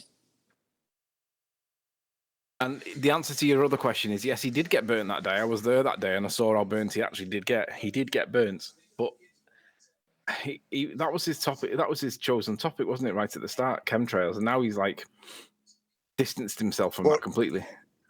Right, but I'm saying if he can attack quantum eraser for being a cook in the army, which is like pretty honorable, then surely somebody could point out that chemtrails maybe didn't have a part in his sunburn. I would agree with that. Well, no. Well, I don't think. Do Marines? I thought Marines had Navy guys cook for them. What the fuck? Okay. What? All Nathan, very I got a important slide stuff. up. I got a slide up a masterpiece to discuss dude. the last point. Thank God. It's an autonomous unit where everyone's trained to standard, and then they're given tasks. So everyone's interchangeable essentially on the combat level. So it just shows that he has no idea how the military functions. So why would he speak about it from ignorance? Well, that's obvious. There you go. Well, That's there the are best. MOSs. No, that was the best irony to point out that, yeah, by claiming that he shouldn't be talking on the subject because he has no experience in it, it's like, so what? You've been in the army and have experience for you to talk on this? Exactly. Okay, I've got your slide up 10th. Yeah, so when the elevation angle is taken from the observer, which would be the red at the bottom on the horizon there, you see a 90 in the star's zenith all the way down. So that 90 there needs a box. And then the co-altitude also in the sky is also a right angle. So you just put a 90 there at top. So that's what's happening. That's all. I just want to show a picture to the verbal. Steph. And Anthony, you didn't skate away clean. Somebody else came on and said, well, Anthony Riley claims that the sun is small and local. Or does he? Do I? you? Maybe at some point I might have done, but I don't know. I prefer Nathan's approach, which is I don't know what the sun is. Agreed. Hold on. That's not what we asked. So you do claim that? Stone him? I might have done at some point in my earlier days, but my position now is I don't know what the sun is. How can you prove that it's a physical, tangible thing that hydrogen, helium, fusion, cataclysm, or whatever they call it these days? I don't know what the sun is. Don't worry. You're not allowed to change your mind. Here. If you've said it at some stage, we can't have little mind changes. Yeah. That's right. Off with his head. Anthony, I could bail you out here. Anthony, I could bail you out here. No worries. The day Ranty said he got sunburned, he was close to you. Yeah. Well, it was a guy who claimed he only came on Nathan's show one time. This was had to be a while ago. How was that a bailout? Did I miss something? Was there a pun in there that I missed? No.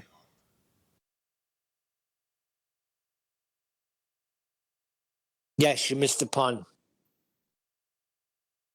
It paled in comparison, Neil. Okay, right. We're talking about a specific individual and we're borderlining on similar behaviour that he's exhibiting. So, Ranty, so what? Well, because there's something on the table. That's what. So what? He's got a flat Earth elevation angle measurement in his claim for the Blackpool Swan. That's his baby, right? Well, they claim you didn't measure that right. They claimed that you didn't look at the pixels correctly. They were going into a whole bunch of stuff. No, they already gave us the flat Earth, remember? yeah. When Conspiracy Cats detailed how he'll have to give us a flat Earth, that was them acknowledging that in order to have the angle measurements in the first instance, they'd have to have a flat baseline.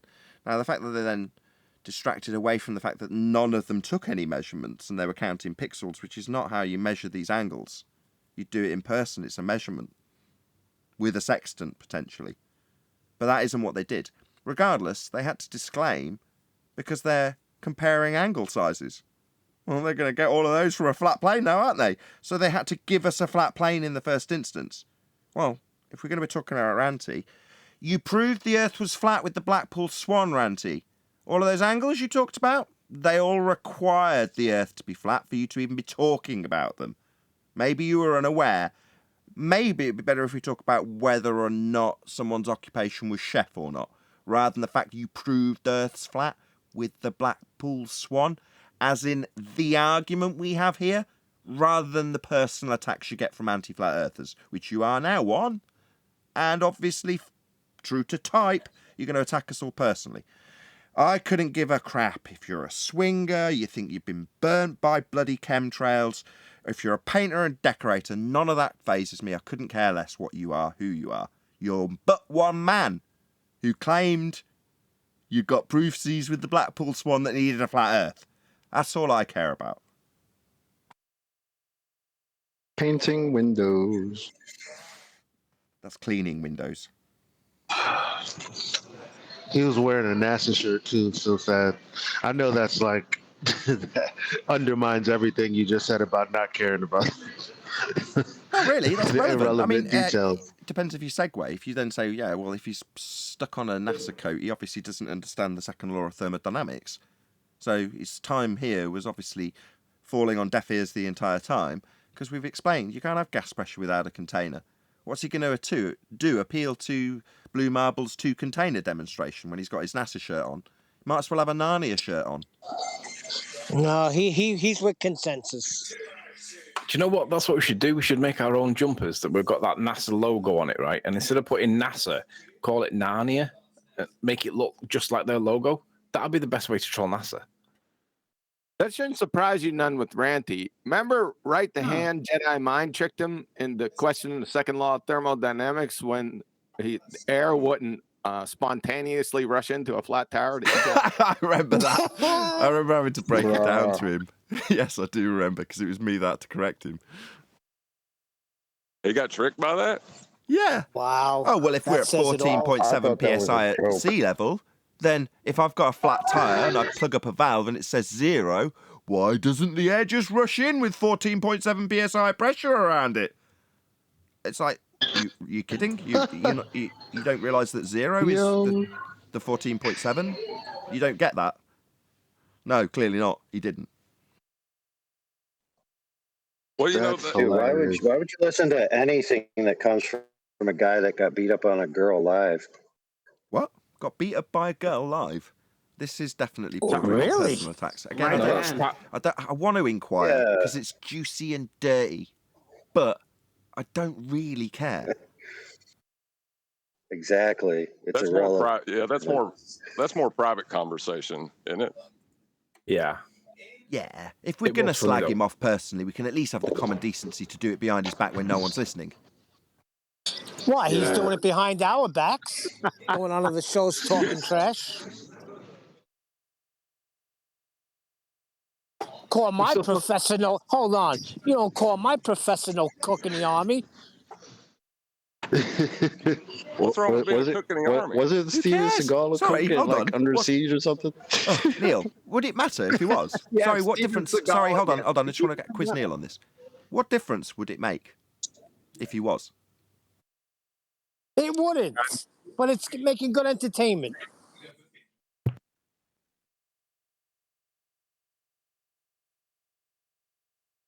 Hold on, just like I get upset when they call you a delivery boy. I was.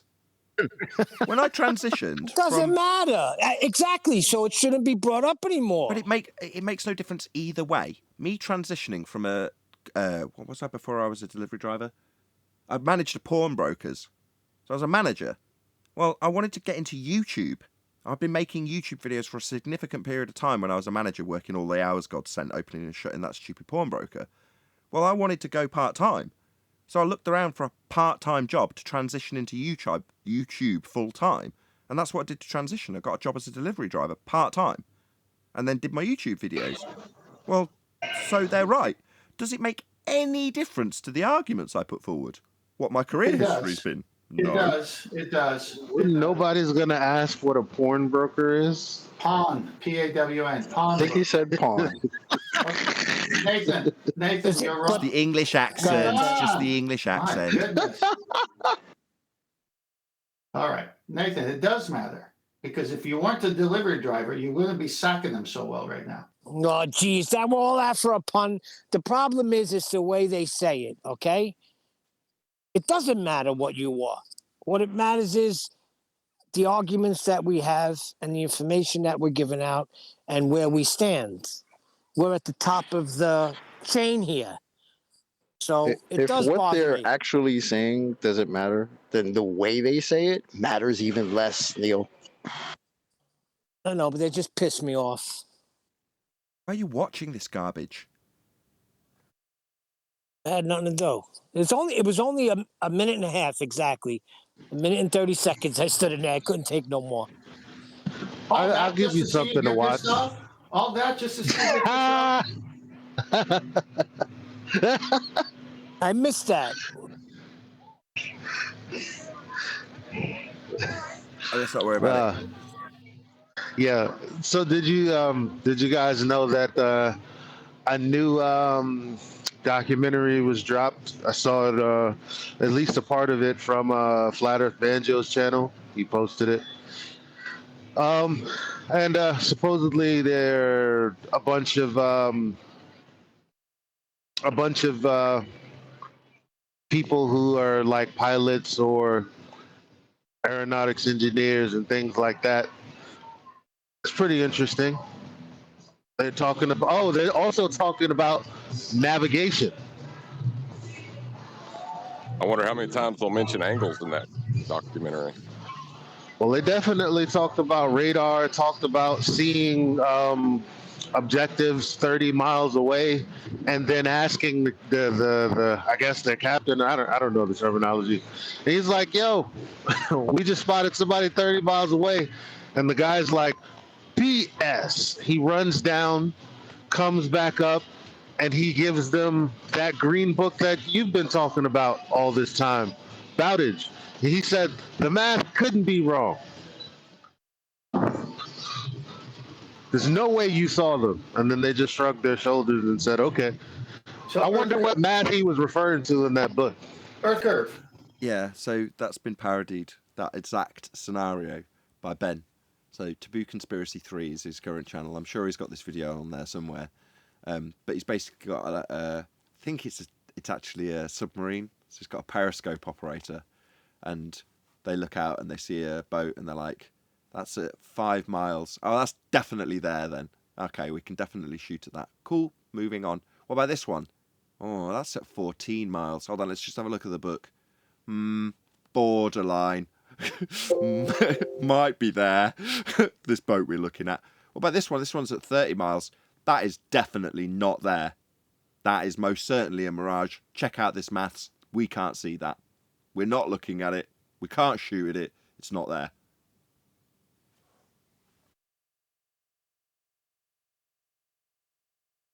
Yeah, it checks out. They're slightly looming non-standard refraction hyena holographic projections of boats from behind the reified geometric physical sphere edge horizon formerly known as Earth curve. Obviously.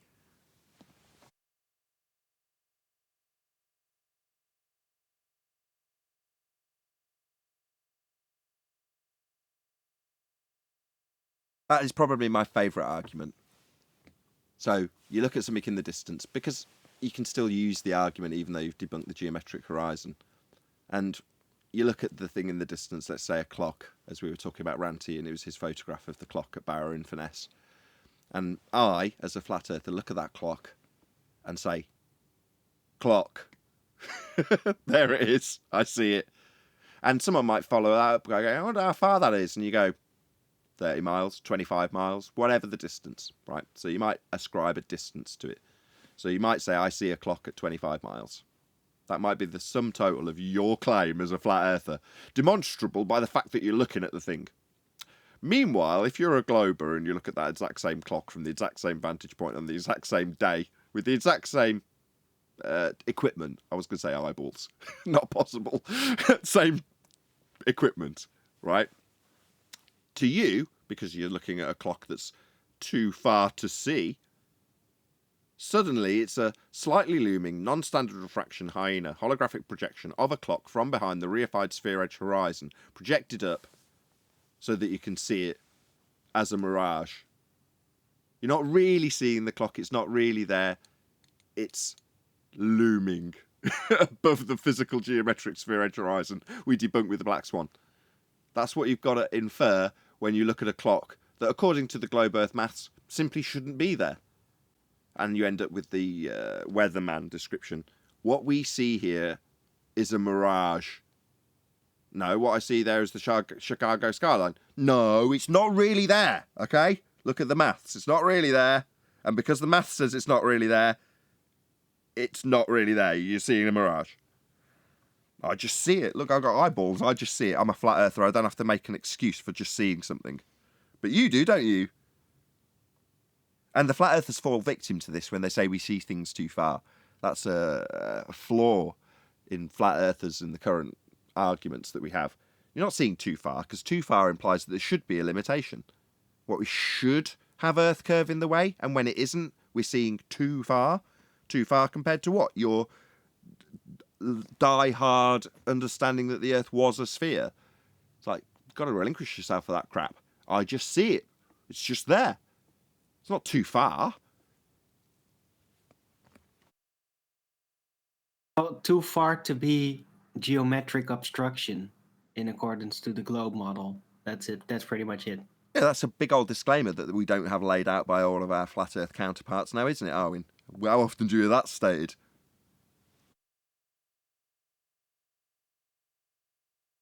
Right. Yeah, Most people I couldn't unmute fast enough. Yes, that I think that's the part that has me kind of peeved. It's like a lot of them will say we see too far, but they won't detail what that means. They won't. There won't be any context. It's just we see too far. We don't live on a globe. What does that mean? It's just wrong, because we don't see too far. We just see. And if the globe Earth maths infers that we shouldn't be able to see something, and therefore the globe maths dictates that what we see here is a mirage, that's a whole load of justification that isn't necessary when you just see something. And it isn't necessary to say, because I see it, I'm seeing too far. That's a flat earther statement that's completely incorrect. No, you're not seeing too far. I agree. I hate that seeing too far. You're just seeing. You're just looking out and seeing something. When I have to quickly summarize like arguments for the flat Earth, when somebody's like, "Oh, what's your proof for your flat Earth?" Then when they're a complete newbie, like, then I'll say too far, right? Because I have to quickly mention that's the problem. That's the problem. You gotta ram it in at first, right? Now, if they're actually going to be like, "Oh, what do you mean see too far?" That's when you should start actually detailing where that comes from. No, that's when you've lost. I think you should set up. Hello. That's where you've lost. Hello. That's where done yet. Well, that's where you lose if you're a sphere earther. Just let me explain why. Because then you can get into the argument of, let's see whether or not we see too far. Your claim being, we're seeing too far. Well, it's not actually too far, it's a mirage. So we're into the begging the question proof of nothing perspective hijacking Earth curve calculator with its assumption of a sphere edge horizon for the justification of the flat earther statement that we see too far. You're both suddenly arguing within the paradigm of that calculator. You've lost at that point. The moment you say you're seeing too far, contextually that, when qualified, means if we all assume that we've got a sphere edge for a horizon called Earth curve, then we're seeing beyond that. That's what too far means in that context. No, we're not. We haven't got a sphere edge for a horizon. I only use it, as I said, with newbies out there, not like anti-flat earthers. Of course I'm not going to say that to anti-flat earthers. Well, this is why I wouldn't do it that way. This is why that's what pisses me off, because the majority of people that are introduced to this topic, they're told we see too far without any context. Yep. And you're left with, well, what does that mean? When actually we don't have any claims. So all we're saying is actually there's a claim that the horizon is geometric. So what we're seeing is not that. Right. Well, what do you mean? Well, you see the horizon. But you see the horizon. It's not geometrically where it's supposed to be. Look how far it is. That's it. Well, if somebody says, "Oh, but a mirage or refraction," then I just explain, yeah, but actually refraction can't do that. Like all forms of miraging and refraction, which is at the horizon, is like where Fata Morganas come from. Yeah, You're getting into the category error. So you'll argue within the paradigm that refraction, which based on the calculations that you're arguing about on the premise that we see too far, would require R. Therefore, refraction in this context is also based on R. And you're talking about how refraction can't do that, and then detailing how it's like you're offering the bait and switch for them. You're not letting them finish. Newbies, but how can I ever finish a sentence here? I'm sorry, I'm just triggered. Yeah, well, I'm talking to newbies in this case, not to you guys or anti-flat earther. I know they're already way ahead of that, right? But there will be newbie questions. So like, but what about the mirage we saw of Chicago, right? A newbie might say that. Well, I'm going to say to them, that's cute, but mirages can't actually reveal anything that is hidden behind something else physically, like the horizon as a geometric edge. It can't actually reveal that. It can only displace the imagery that is already visible, right? Once I explain that, then they kind of have to let it sink in. Like, it can't be projected up into a flat plane because it would have to be projected from behind the curve, and there is no optics effect that can actually do that. You're mixing up two different things. So when they say what you see here is a mirage, contextually, they're talking about terrestrial refraction. right? But they're saying the word mirage. What they see here is not a mirage. Number one, it isn't an inverted image below itself. It is very much not a mirage by the definition of mirage. But contextually, because he's defined the weatherman this is, prior to saying it's a mirage, that based on Earth, curve, atmosphere, etc., it's a mirage, he's then got a category error because it's not refracted up to the position because it's miraging. That's something completely different to 7/6 terrestrial refraction. That's not mirage effects. Those are real effects that you can see in the world. But the basis of it's not really there because Earth curve should be in the way and actually is being projected up at a rate of r, that isn't refraction. The word he's used is mirage. That's a refraction effect, if you want to call it that. Certainly not 7/6r, which is contextually what he's actually saying. Yeah, it's a bait and switch. But newbies, they don't know that, right? They haven't studied like several hundreds or thousands of hours of flat Earth debate in technical debates, right? They don't know that. And it's going to be very tough to just lay that entire infrastructure out at the first glance explanation. So that's why you just got to give them a quick tool to realize, like, no, they're actually fooling you. That can't work. It's something that's physically impossible. Fair enough. Just say it's just Chicago. That's all it is. Yeah, that's what I was going to get to at the end, Brian. That was going to be my conclusion. Exactly. Well, if they hold on to it. Yeah. Well, hold on. No, Sleeping Warrior brought up something because it is kind of like letting them tie their shoelaces together when they can claim refraction. Because when you get to the actual positive claim that we make about elevation angles, they're completely screwed. Yeah, it started off looking like just a trap, like a hole with a net over it that they fall into. But in actuality, it's a trap with big, massive, uncomfortable spikes at the bottom of it that you can't climb out of once you've got in. Because once you claim that you're never going to get a straight line, it's never no atmo day, refraction, always atmosphere, sphere-shaped air without exception. Well, then you're committed to no straight lines ever. Oh, that's very unfortunate when you're measuring angles with a sextant, because those are straight lines that we're talking about. That's what an angle is. But they've already fell into the bear trap with big spikes in it and spent 2 years from the bear trap not realising they got a big spike through their leg, going, refraction, refraction. So they might as well have been screaming, no straight lines ever, no straight lines ever. Yeah, okay, now we're going to take an angle measurement to move around the surface of Earth. What's that you say?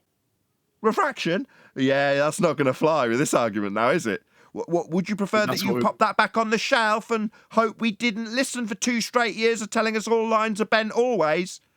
Should we pop that argument on the shelf and pretend it never happened after 2 straight years? No, it just doesn't work on a sphere. I think we've got to focus on Come that on, argument. Nathan.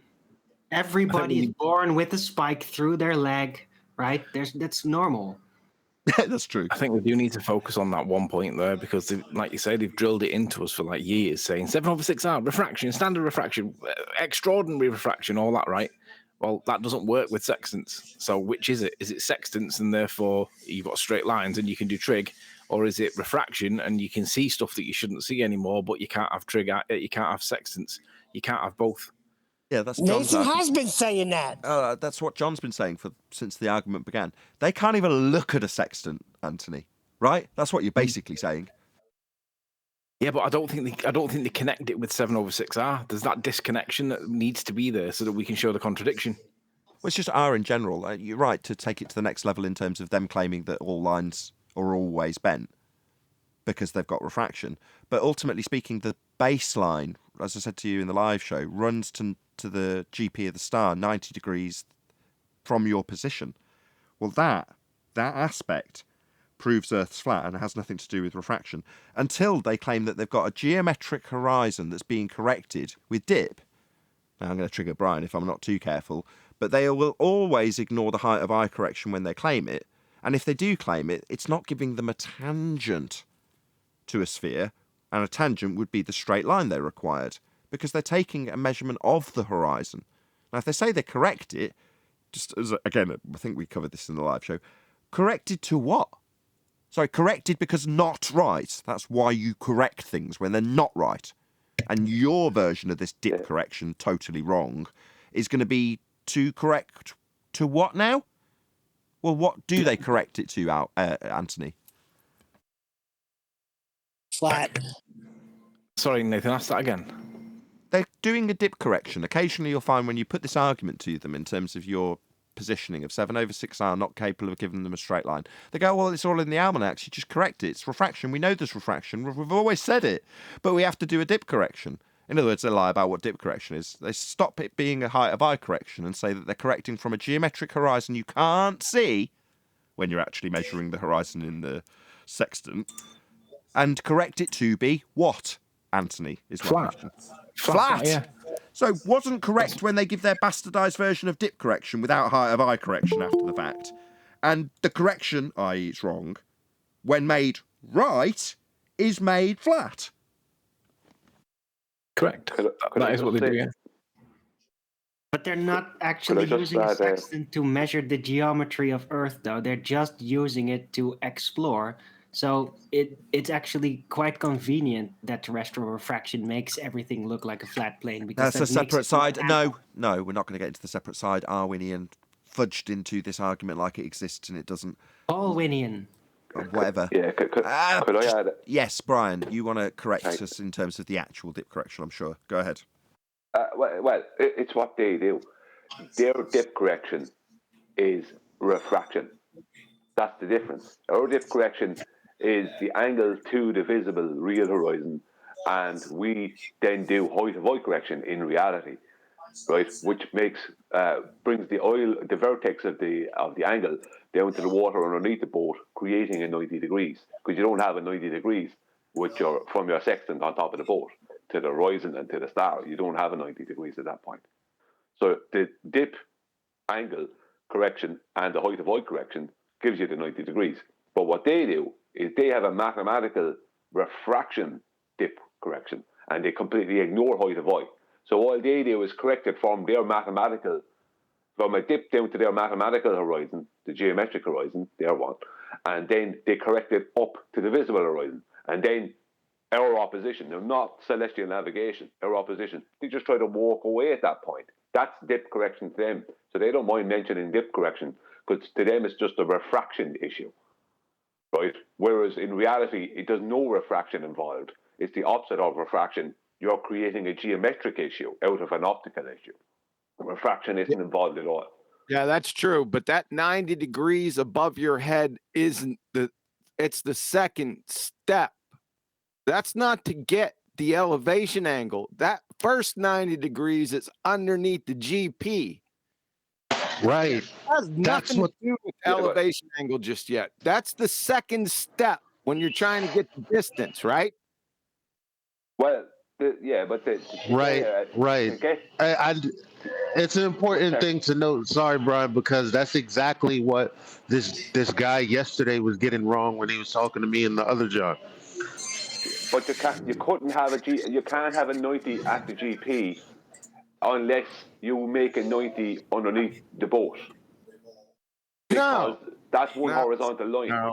No, you're just bringing it down, the line down to your feet. Now, I understand what you're saying, but that's the second step, is to go ahead and make that conceptual 90 above your head. Is there a zenith mirror on the sextant? Anthony, but there's a reason. There's a reason for that. Now, when you do the height of eye correction, what you're doing is you're actually creating a 90 at the GP, but a 90 at your location as well.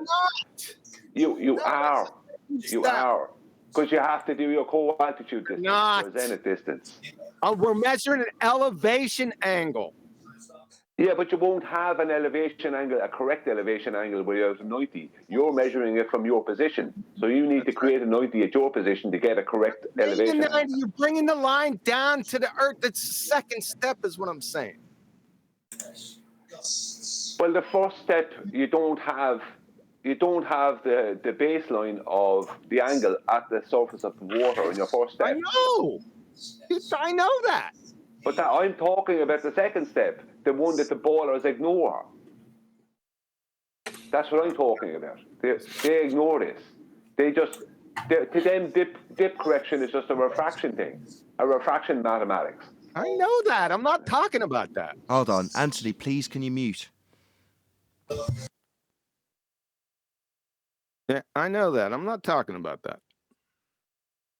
I'm talking about the first step when you shoot the fucking horizon and you bring the celestial body down to the horizon, right? That you get an elevation angle, right? But it's incorrect because your height of eye is, unless you're in a friggin' dinghy or you're in the water in a life jacket using a sextant, then you really don't have to correct anything, correct? That's correct. Yeah. Well, within a few inches, but yeah. I agree. Did you learn that in the kitchen? Now, the point I was making is this step, the height of height correction, and the actual the actual height of height correction is the thing that they avoid, and they always avoid it. They never speak of it. I got that. Yeah. But there's a lot of confusion with these 90s, and I'm trying to break that confusion. Well, how do you have a 90 at the? You can't. How do you have a 90 at the GP if it's not corrected? Yeah, Q, that's don't. right. If you're trying to break the confusion of the 90s, I think it's best if we start discussing it and you answer a question about it immediately.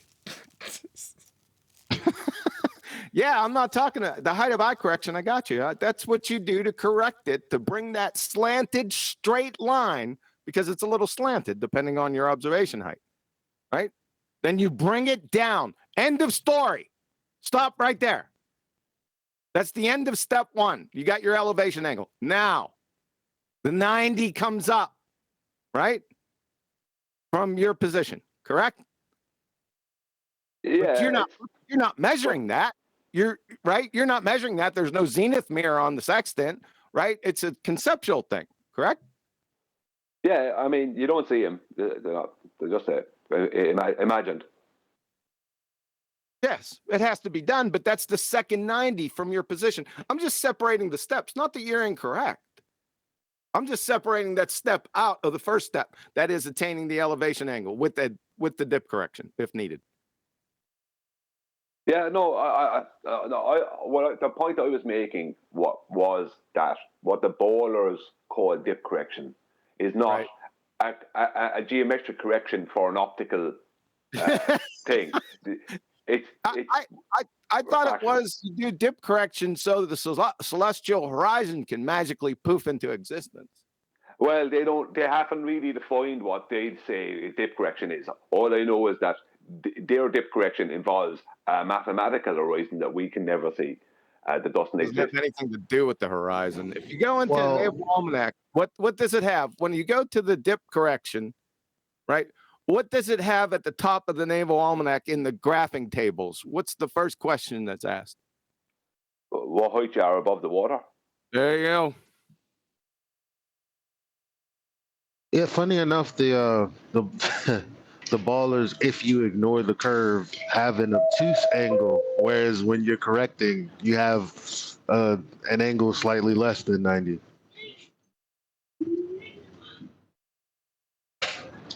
Say that again.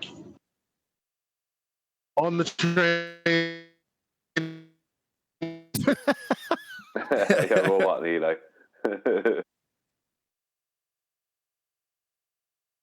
That checks He's out. on train.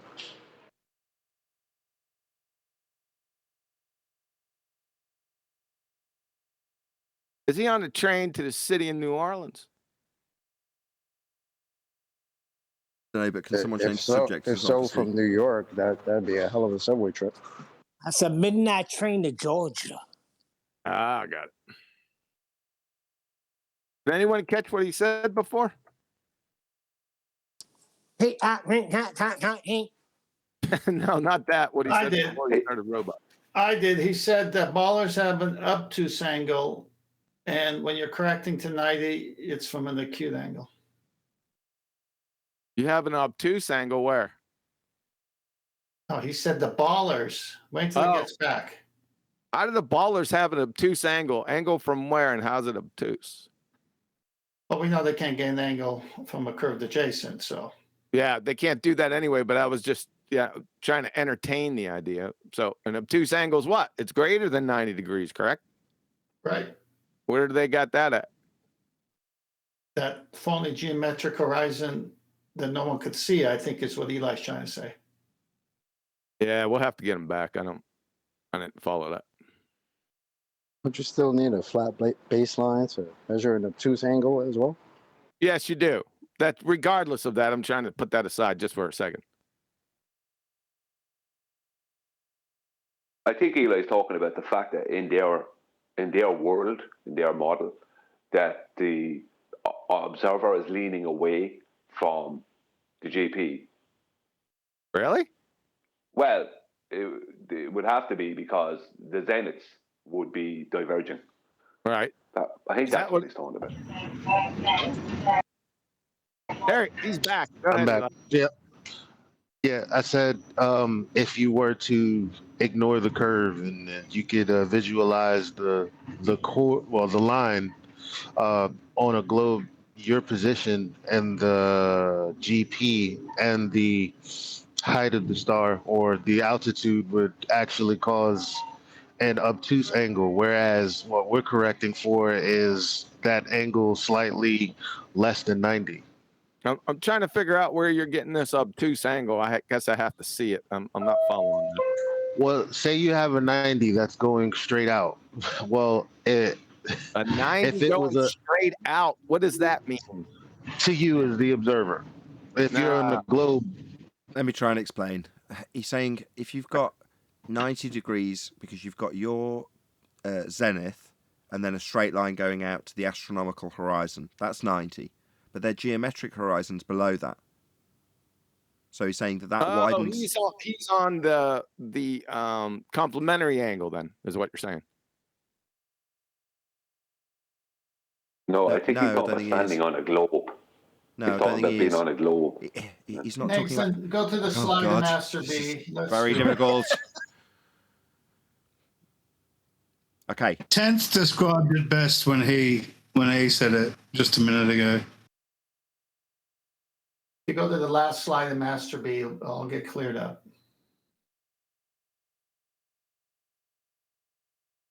Perfect. Yes, good diagram. You want to do it or you want me to do it? You do it. It's for the audience, and you can't see it if you're in Discord or G+, but go ahead, Fen. All right, so you've got their version of how it's done here with the center of the Earth in the blue ball and the height of eye. Then you got the sun, and then you got parallel to actual horizon at the eye level. And then you've got this dotted line, and that's actual horizon if the height of eye was at 0 minutes and 0 seconds. Then you've got the solid line from the eye coming on an angle called horizon. That's their geometric horizon that's made up and nowhere to be found because it only exists in the mass. So when you're on the surface of the Earth and you're on a boat 10 feet above the water line and you're a 6-foot man, then you've got to minus 10 feet plus 6 foot, or at least to your eye line, and get to the surface of the water. Many citations, the sextant reading must come from the surface of the water line in order to get that true 90. That's what Brian's been saying. In their world, okay, in their world, this geometric horizon that doesn't exist, this dip, everything below that dotted line doesn't exist in reality. Let's go back to when they use a bubble sextant or an artificial horizon. There is no dip correction for those two because you're getting at that horizontal line at your eye line with both those methods. The one at sea, you're not, because you're shooting the real horizon. And so you must subtract height of eye in order to have a true 90. So this is what's going on here. You got to have a 90. There is no ball. It's all flat. And the bubble sextant and a regular sextant with an artificial horizon is already got a parallel line to the eye, meaning horizontal. That's why no dip. When you do dip and you get a 90 at sea using the natural horizon, you can interchange that to doing it the other way because it's parallel to your eye as well. And that's why you minus it from your 90 that is unseen, because you've got it at a 90 to begin with. And that's where you get the co-altitude, from the unseen 90 that's your vertical angle. I'm still not getting it. Okay, let me try it this way. Let me try it. If you take an elevation angle with a sextant, you get 40 degrees. That's all it's for, is to measure an angle, period. Now what do you do? Well, you want the co-altitude. What is that? Subtract from 90. Okay, it works the same way. If you subtract it from your zenith, the observer, you come out with the same number. I'm talking about Elijah's obtuse angle.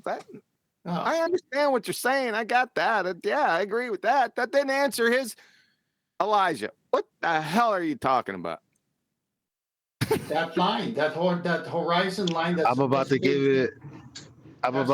you a diagram.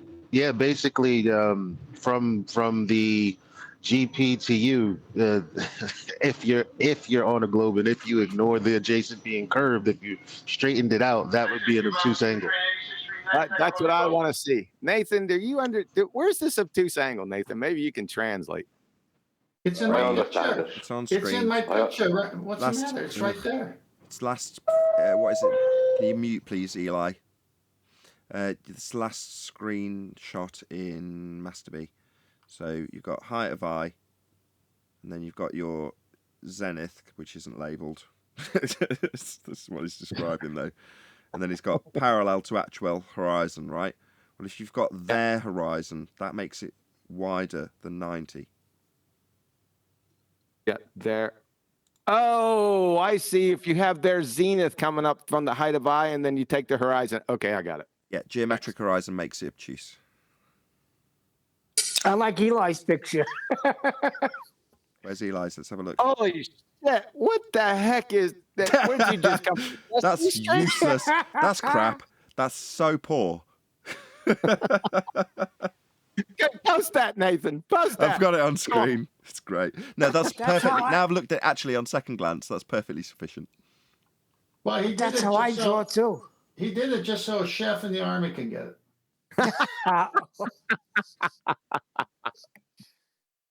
Right over the delivery boy's head, then, I guess. We really are comparing apples with oranges when we compare these two diagrams, but that's fine. You're fried.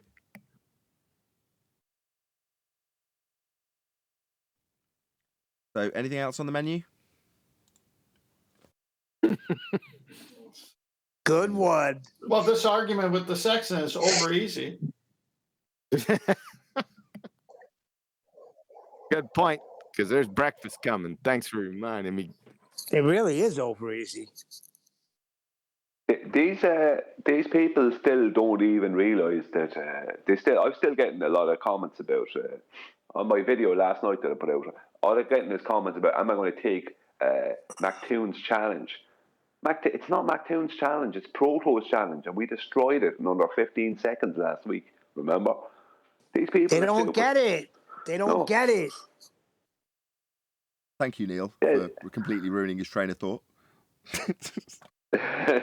I was just finished anyway. No, but we destroyed them. As soon as they destroyed themselves, as soon as they gave us the angles, that was the end of that. That means elevation angles, flat Earth, it's over. There is no challenge.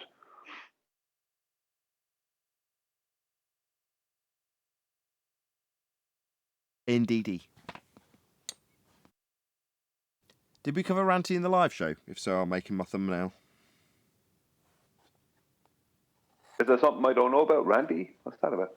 No, he came up on the show and I was like, well, the last thing he put forth that I was involved in any capacity was his Blackpool Swan "we'll give you a flat Earth" claim. And we're focused on the "we'll give you a flat Earth" for the elevation angle measurement that they needed to make any of their claims in the first instance proving a flat Earth. Rather than whether or not he's a bloody painter or a decorator or got burned by chemtrails. Whatever, you know. No, he did. He popped up recently, but you wouldn't have heard about it. He popped up with Proto's diagram, about a week before we went through it, or a week before. I'm not sure when it was. It was just after. It was a couple of days after your man Proto was on. So we've been on the Saturday or the Monday or something. Well, what a coincidence! Because Proto Thad also needed a flat Earth angle measurement, just like the Blackpool Swan did. So they're like peas in a pod. Both got the same problem. They both need a flat Earth angle measurement to make their claim. And when anyone comments below my video, I say the same thing. We dealt with this about a month ago, and he required a flat Earth to make the claim. Didn't he say don't get hung up on that? You're just getting hung up on details, man. Yeah, that's right, Chocolate. That's what he said. Because everything with an angle has to start with a baseline that's flat. Randy was trying to push a debate between me and Proto after Proto had been on the show, based on Proto's diagram, the one where he conflated between two different uses of triangles for trigonometry reasons. So Randy was trying to push that. So Randy was trying to push a fraud, because that's what that diagram was.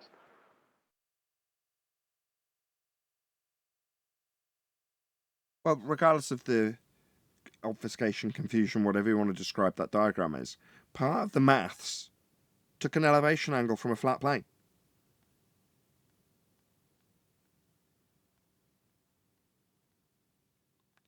I mean, obviously, I'm grateful to all of you guys, because I didn't go through it and pull it apart. If it wasn't for QE saying, well, look, he's taking the angle back from the star to double the angle to say it doesn't work and increases the distance, and then I think Adam a couple of days ago went through it and showed how that actually worked in a longer format.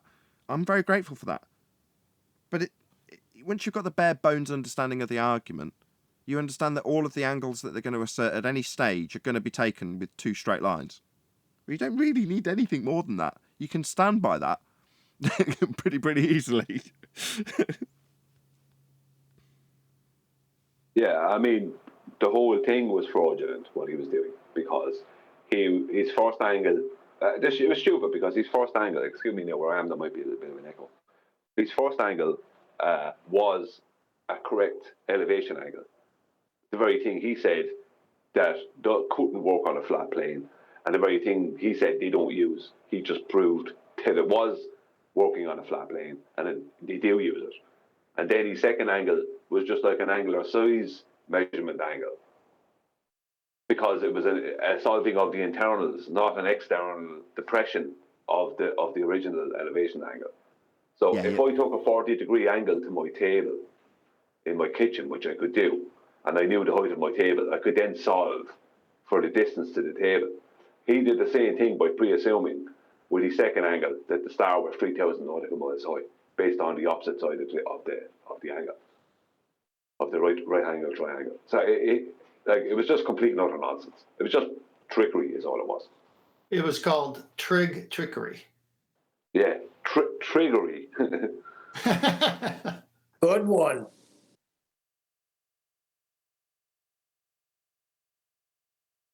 Yeah, I spotted that right away, not as from the math mind that Adam brought to it, but when someone posted it and said, what's wrong with it?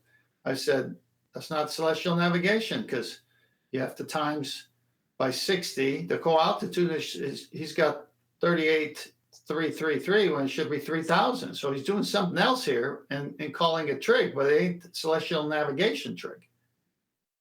Yeah, the minute Tenth contacted me about it, and the first thing we were both on was he had to have been assuming a height, and that's what he was doing, assuming a height to the star.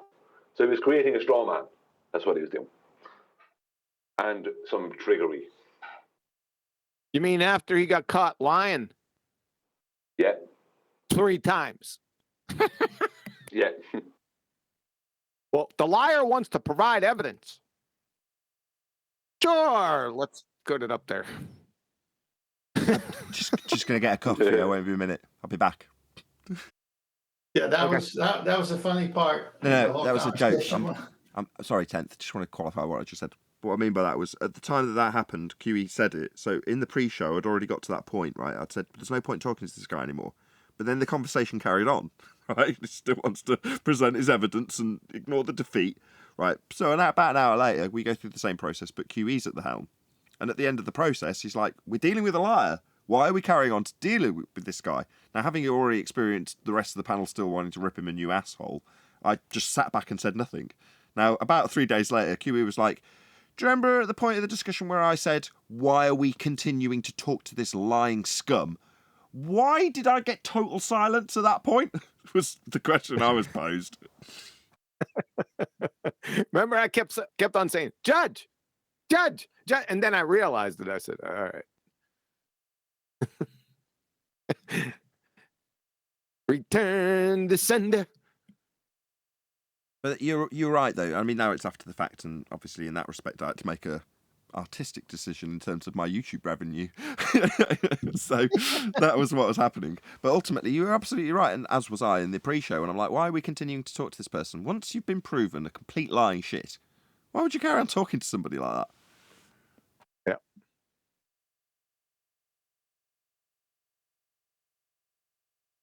It was funny. So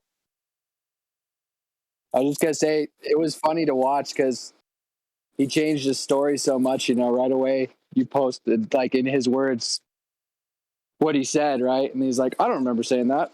That never happened. And then 2 seconds later, he's like, oh, that was taken out of context. And you're like, dude, how do you change your story so fast? It was just funny to watch or listen to. The other funny parts was when you asked him what an elevation angle was, and he didn't know.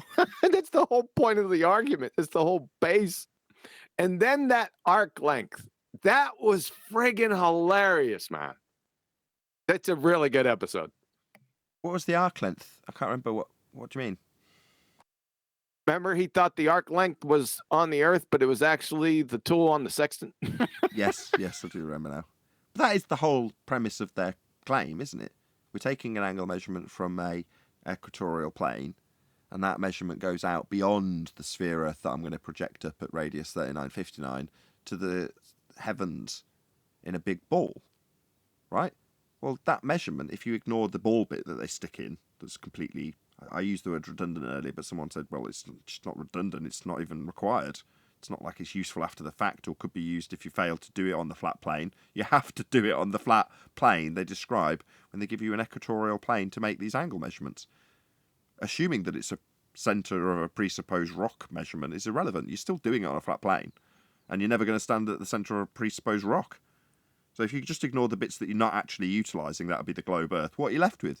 You're left with a dome of the heavens above a flat plane, and it's got to be that way to get an angle.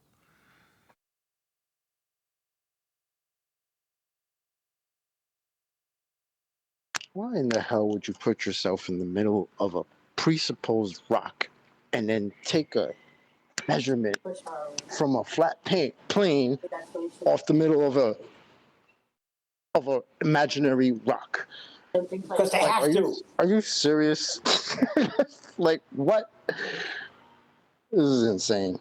Well, actually, Chocolate, the reason I think that they do that is to somehow justify a vertex, because they can't get one from the surface.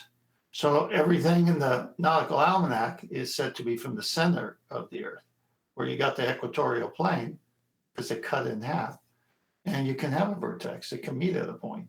So it's a convenient way of saying, see, angles do work, but we're getting them from here. No, the sextant's on top. Yeah. Angles do work from somewhere where we can never get. Yeah, that's great. It checks out. How about this? Angles do work when you have a flat baseline. Yes, they do. Oh, but where's that flat baseline? In the middle of the rock that we think is a sphere. That's great. The other question is, where's the sextant? On the surface, if you're taking a measurement, not at the centre of a rock. That's right. They just transposed it. See, this is the trickery. They take it from the surface where it's flat because we're flat Earth. Then they say, how do we trick everyone? Well, let's say we got from the center, equatorial plane.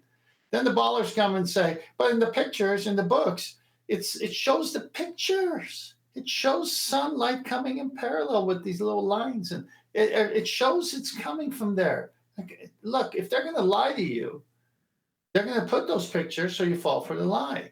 But if you've got discernment, you're going to find out you can't get an angle, an elevation angle, from a curved adjacent. End of story. Figure it out. As if you've never been lied to before. You've never seen contracts that say opposite what the sales pitch was. Come on. No, nothing to see here, man. Everything's peachy keen.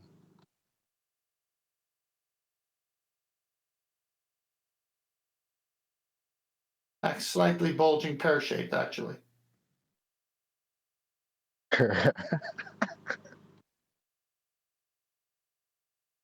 No, the bottom line is they have to chocolate. They have to take it to the center of the earth. That's the only place they can get it flat. But chocolate, you're from Georgia, so peachy works. Or peach. Peachtree Circle. You been there? I've been there. Took the train from there. Yeah, underground. Speaking of circles and cooking, how much saltiness does the curvilinear radius of a circle have? How much what? Saltiness. Yep.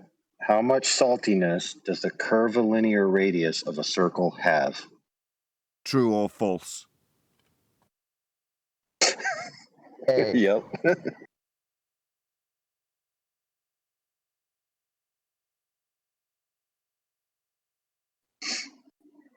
The point is that was three different categories, a completely incoherent statement. Can't be answered. True or false is also a sufficient non-answer. Like when you have all these category errors that make your position incoherent, it's false. Just that simple. Yeah, you had so many category errors there. I'm saying, what is he trying to say? That doesn't make sense. And then you explained it as category. We all gave him the right answer. We That's just sat why here he quiet. didn't get. That's why I didn't get an answer. We sat here quiet. Like, what the fuck are you talking about? Because that's basically what he said. Chocolate. I was going to say a Ritz cracker. It's round. It's got saltiness to it. The correct answer is globe. Should have given Always globe. You should have at least given it as a number. You're taking the fast too far. Globe 2. Well, you got to understand that science is knowing things, and we already know Earth is a globe, so it's the first axiom. So the answer to all questions is globe. That time? I thought that was time.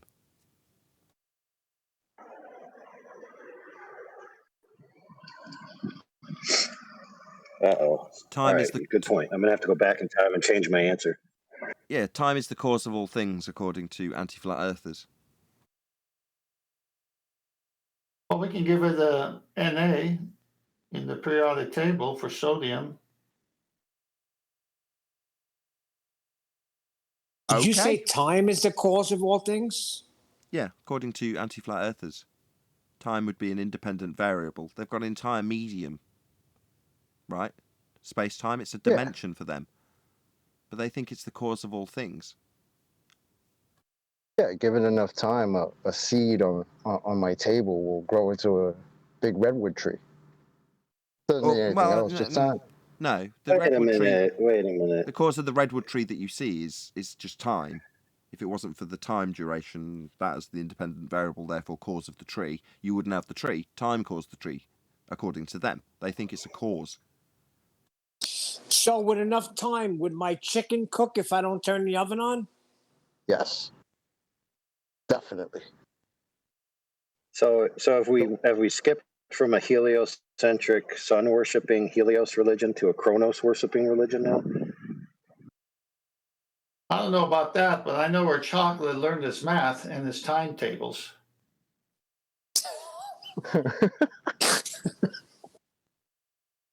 Well, yeah, you got to think about it because celestial navigation really was changed when they came out with the chronometer, right? So time is the cause of celestial navigation, right? I mean, no, you're utilising the position at a given time over a particular piece of land. But that still doesn't ascribe a causal attribute to time, because it's conceptual. It's the gauging of the sun moving and 12 noon at Greenwich. You base it off of.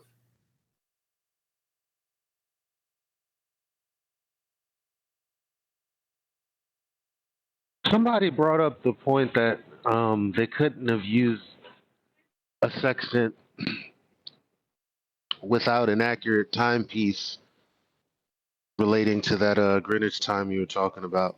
Greenwich time didn't come until John Harrison came in, provided them with something at sea. They couldn't use the pendulum clock at sea, so it was very difficult to get longitude. So they always had latitude, but they just couldn't get longitude until the timepiece came out. Then they chose the prime meridian at Greenwich, England at 12 noon. And if you were east or west of it, you can gauge where you were because every hour is 15 degrees.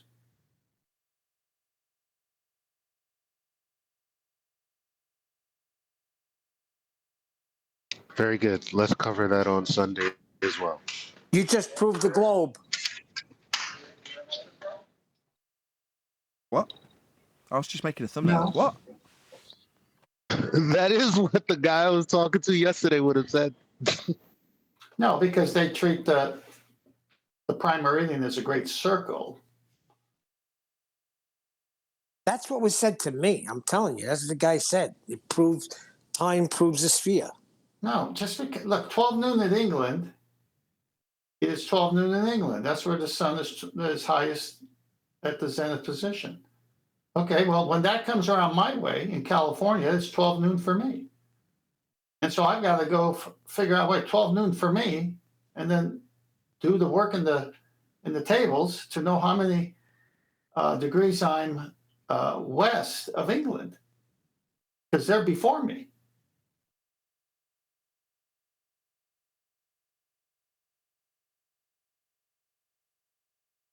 The clock. The sun is a clock. Remember that. England is always before you. Except when they go east and you go the other way. Because east is minus and west is plus, I think. Or the other way. Can't remember. Right. That's correct.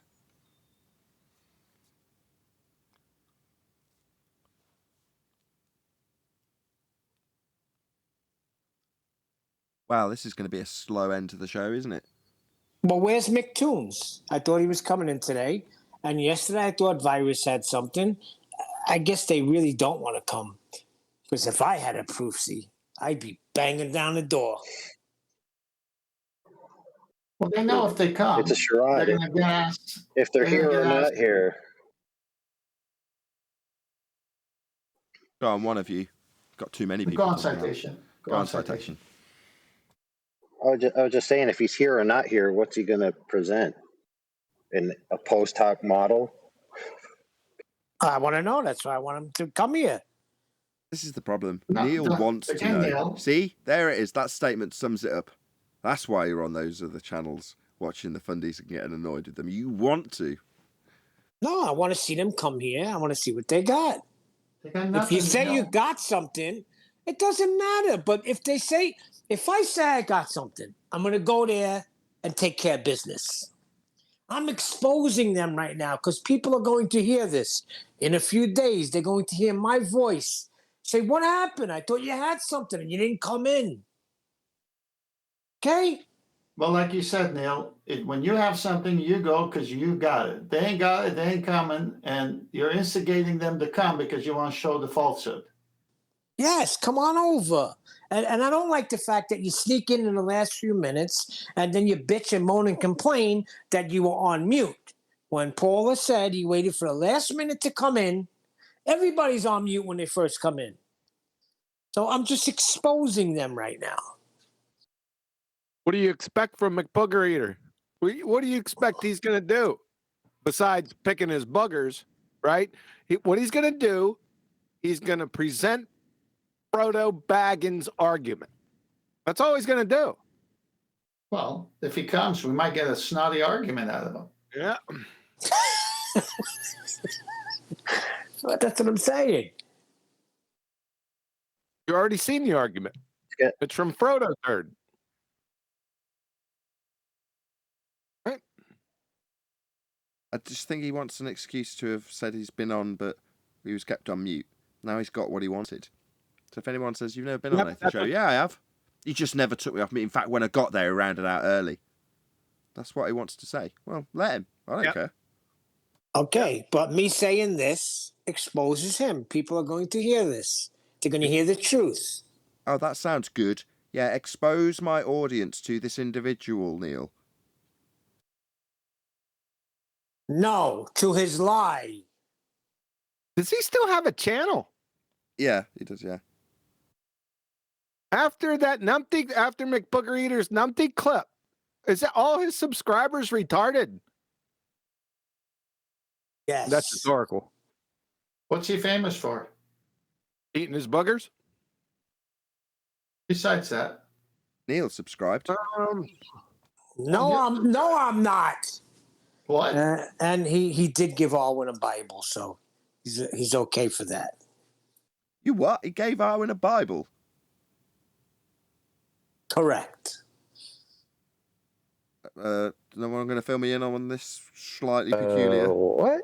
What? Alwyn said he didn't have a Bible, and he sent him a Bible.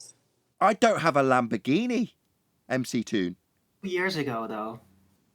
But he did. So it's a good thing. He did a good thing. Is anybody taking note? I don't have a Lamborghini. Hello? That falls out of his pay grade. Sorry, is there a limit?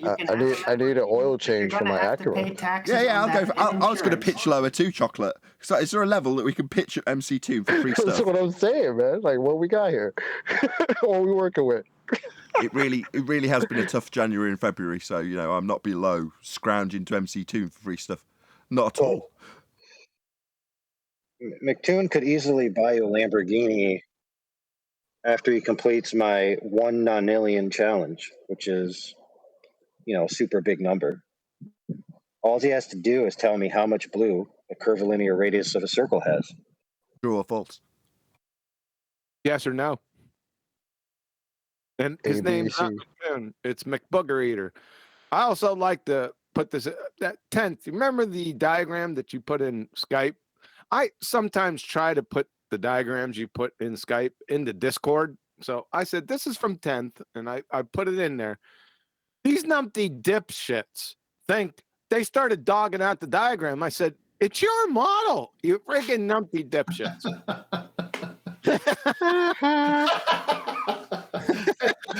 That was the plan all along. If they could attack it, they're attacking themselves. Yeah, they've not twigged that. He was one of the ones. That subtle detail they've not twigged on yet, 10th. They still haven't quite got that. And I really want to drive it home when I say, oh, so you're attacking celestial navigation now. They don't seem to understand that all of the references presented, bar none, have come from globe believers with reference to globes. So it doesn't surprise me at all that you stick up one of these references and they're going to assume, well, you're just showing how this doesn't work on a sphere. No, this came from the book.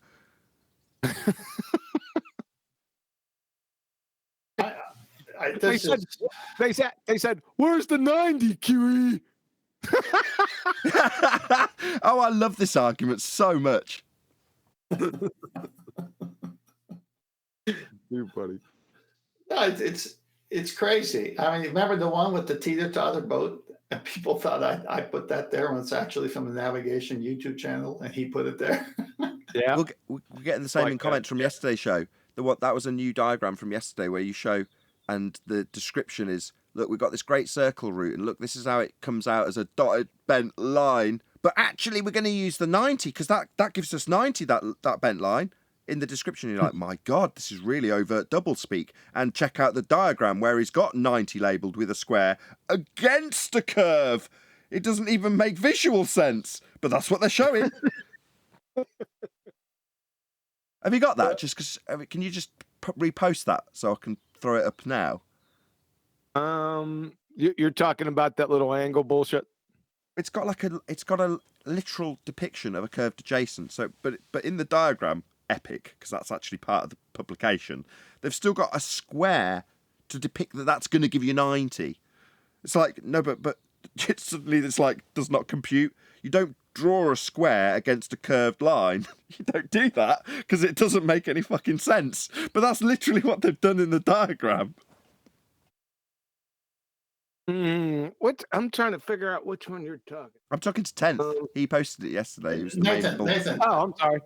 Nathan, I got it. I'll go get it. But put the one I just put up in Master B, the one with the bubble sex, and it cracks me up. I'll go find the other one that you're talking about. Yeah, I've got this one up now. This cracks me up right there. So they got horizontal to get their 90 from the eye line, and they don't do dip. So what's so hard to understand why when they do dip, they get the same result that this gives? I mean, it's so simple.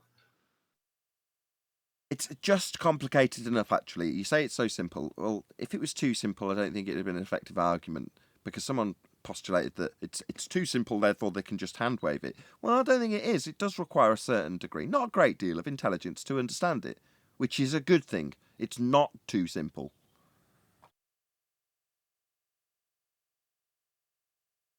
You can boil it down to a couple of words. You can make it simple. Nathan, the bubble, come on. Yeah, flat What does plane the bubble required. tell me?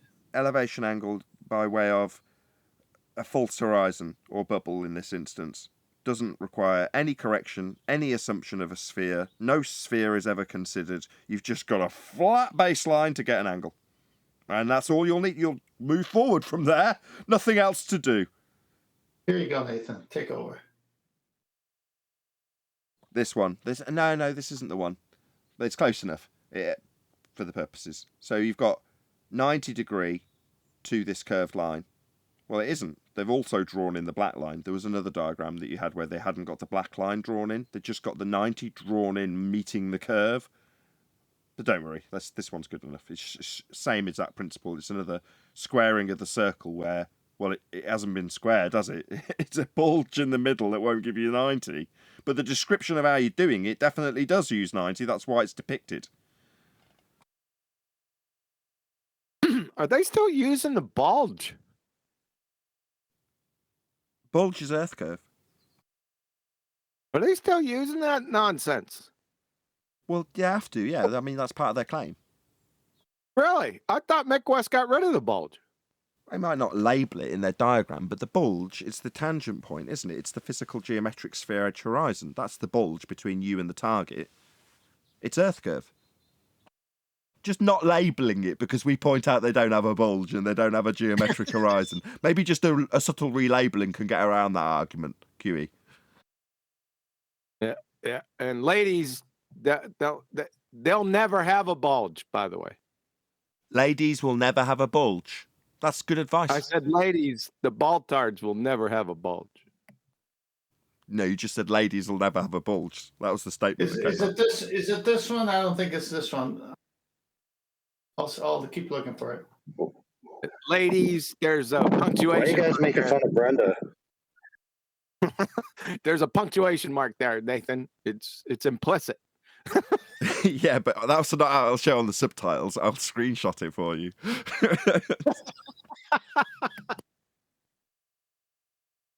I do like the subtitles. YouTube have now facilitated automatic rendering of subtitles for almost every video we do. So you can turn them on. You can just click a button and turn on subtitles. I love that.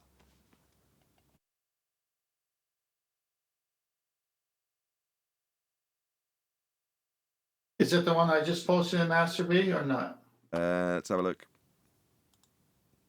No. I'll dig it out. It'll be in War Room, Master B, or Ballbusters. So I'm sure it'll only take me an hour to track it down. Well, is it about this argument, though? Is it that it's not that simple, or they just have to redefine what an angle is to try to make a claim in it? Yeah, they've got to concede that the Earth is flat before they can start moving forward to make claims about a sphere Earth that's been derived from flat Earth elevation angles. That's right, John. That's a problem. But that isn't 1, 2, 3 words, is it? It's a little bit more complicated. What do you mean redefine? The meanings, the definitions of words are meaningless. That's a quote from Ruhif. He had an expletive in there, though. He said the definitions of words are fucking meaningless. I believe. Oh, did he? It's been a while since I actually heard the full quote. Or it Also, might have been. He's accentuating that it's fucking meaningless. Oh, wow, I think it that's might have good. been the other way around. The fucking definitions of words are meaningless. I think it was that way around. Not verbatim. Close enough. Nah, it's in Master B. Oh, okay, here we go. How many times have I said fucking definitions are meaningless? There you go. The only argument that is actually left is the one that Adam brought up yesterday on my show. And the argument, there's two camps. There's the Nathan camp and the QE camp. The QE camp, Champions camp, says that they're friggin' too stupid to realize what they're saying. And Nathan's camp is that they're liars. Only a small number. And to be perfectly honest, when that gets expanded out into a wider field with the stereotyping fallacy that I might employ or might not have, I don't care. John pointed out that you can't infer that. In the same way as if you say, well, let's say 7-8 years ago when we were all sphere believers, when we're disseminating that information, I use my example of my cousin or niece. When I disseminated that information to her, number one, I wasn't lying. And number two, it didn't mean that I knew the truth because I'd disseminated incorrect information were it to be corrected at that moment. So therefore, by implication, somebody who's high up in NASA, not a spaceman, just somebody in NASA, who's disseminating the exact same information, doing a very good job of it and getting paid handsomely for it, they're not liars. You can't infer that they are unless you can show intent. Well, if you can't, they're not liars. So, and also, you can't infer that they know the truth thereafter if you prove that the information they've disseminated is wrong. These two slides I just put up at Master B, the one with the boat with the teeter-totter, are probably the best duo slides so far, I think. Show them. Yeah, they're up. Guy on the boat. Okay, so, yes, so no, not the guy on the boat, the one before that. The teeter-tottering right-angle triangle with diverging zeniths that in no way correlates in any way to a spherical capability of this method. Yeah, this is a great slide. Yeah, so this is from one of their sites. This is what a globe sextant operator says is happening. And then they put this picture to show pictures to communicate better, I guess. Now, if you go to the next slide and we read, and just pretend this guy is on that boat. In simplified terms, when we take a sextant altitude of the sun, we're creating a right-angled triangle between it, the Earth's surface at the GP and ourselves. Grade school geometry tells us that the two angles in a right-angled triangle must equal 90.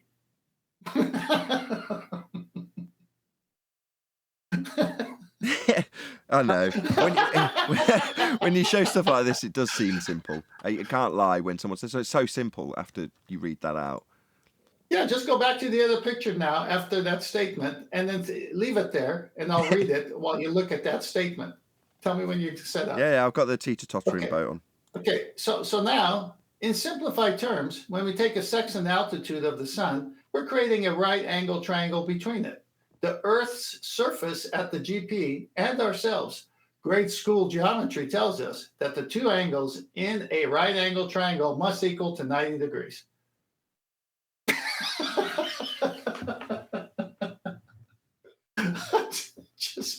You can't imagine when I started seeing stuff like this. I was going to round out, and I know I've asked this plenty of times before, but I do want to ask it again. Does anybody think that they will actually come up with anything that can distract, obfuscate, muddy the waters? Because obviously they're not going to have any rebuttal. There isn't one. But do you think we'll see anything from them? Because really we haven't had much other than a bit of a magic trick from Protothad, which was disseminated to us through Bob and McToon. So what else? Do you think we'll have anything else? I mean, seriously. No, it's just pain. It's just pain. It's just pain, Nathan, because now you're going to, like I said, they can't win against the sextant because it's settled. It's settled what a protractor is. It's settled what straight is. You know how they used to call, like Bev would say, bendizontal and all this. And sextant takes everything away. It's so embarrassing when you fight this tool. You're fighting a protractor, for goodness sake. Or the method of celestial navigation when they claim that it doesn't work. It's like, but it does. I posted this to Roofy, and he said, "Nuh-uh." I guess he thinks that yachters are not a good source. Who's off mute? That sounds like My Eli bad. or Neil. Got all my lights Did I say on. that? Yes, please. Did I say that again? Yes, please. Yes, I Why would posted I- that.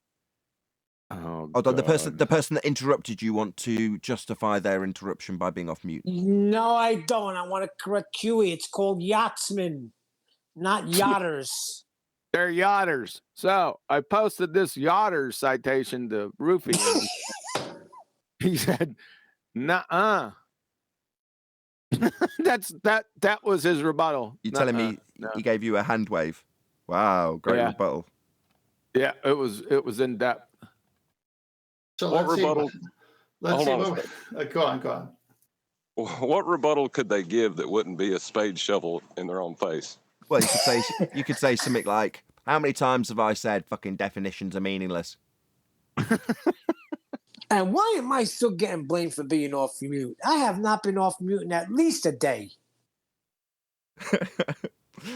But if you just look at the picture of it, it's celestial navigation is very much a team effort. One crew member takes a noon sight while another notes the figures. I mean, they're doing it. They're telling you how it's done. You're looking at the horizon and the sea level. You're not seeing any curvature. And then they're telling you it has to be a 90. Nuh-uh. Are you kidding me? Nuh-uh. Good as it gets at the moment. But with that, I'm going to say another huge, massive, enormous thank you to both Discord and G+ panels for making today's after show possible.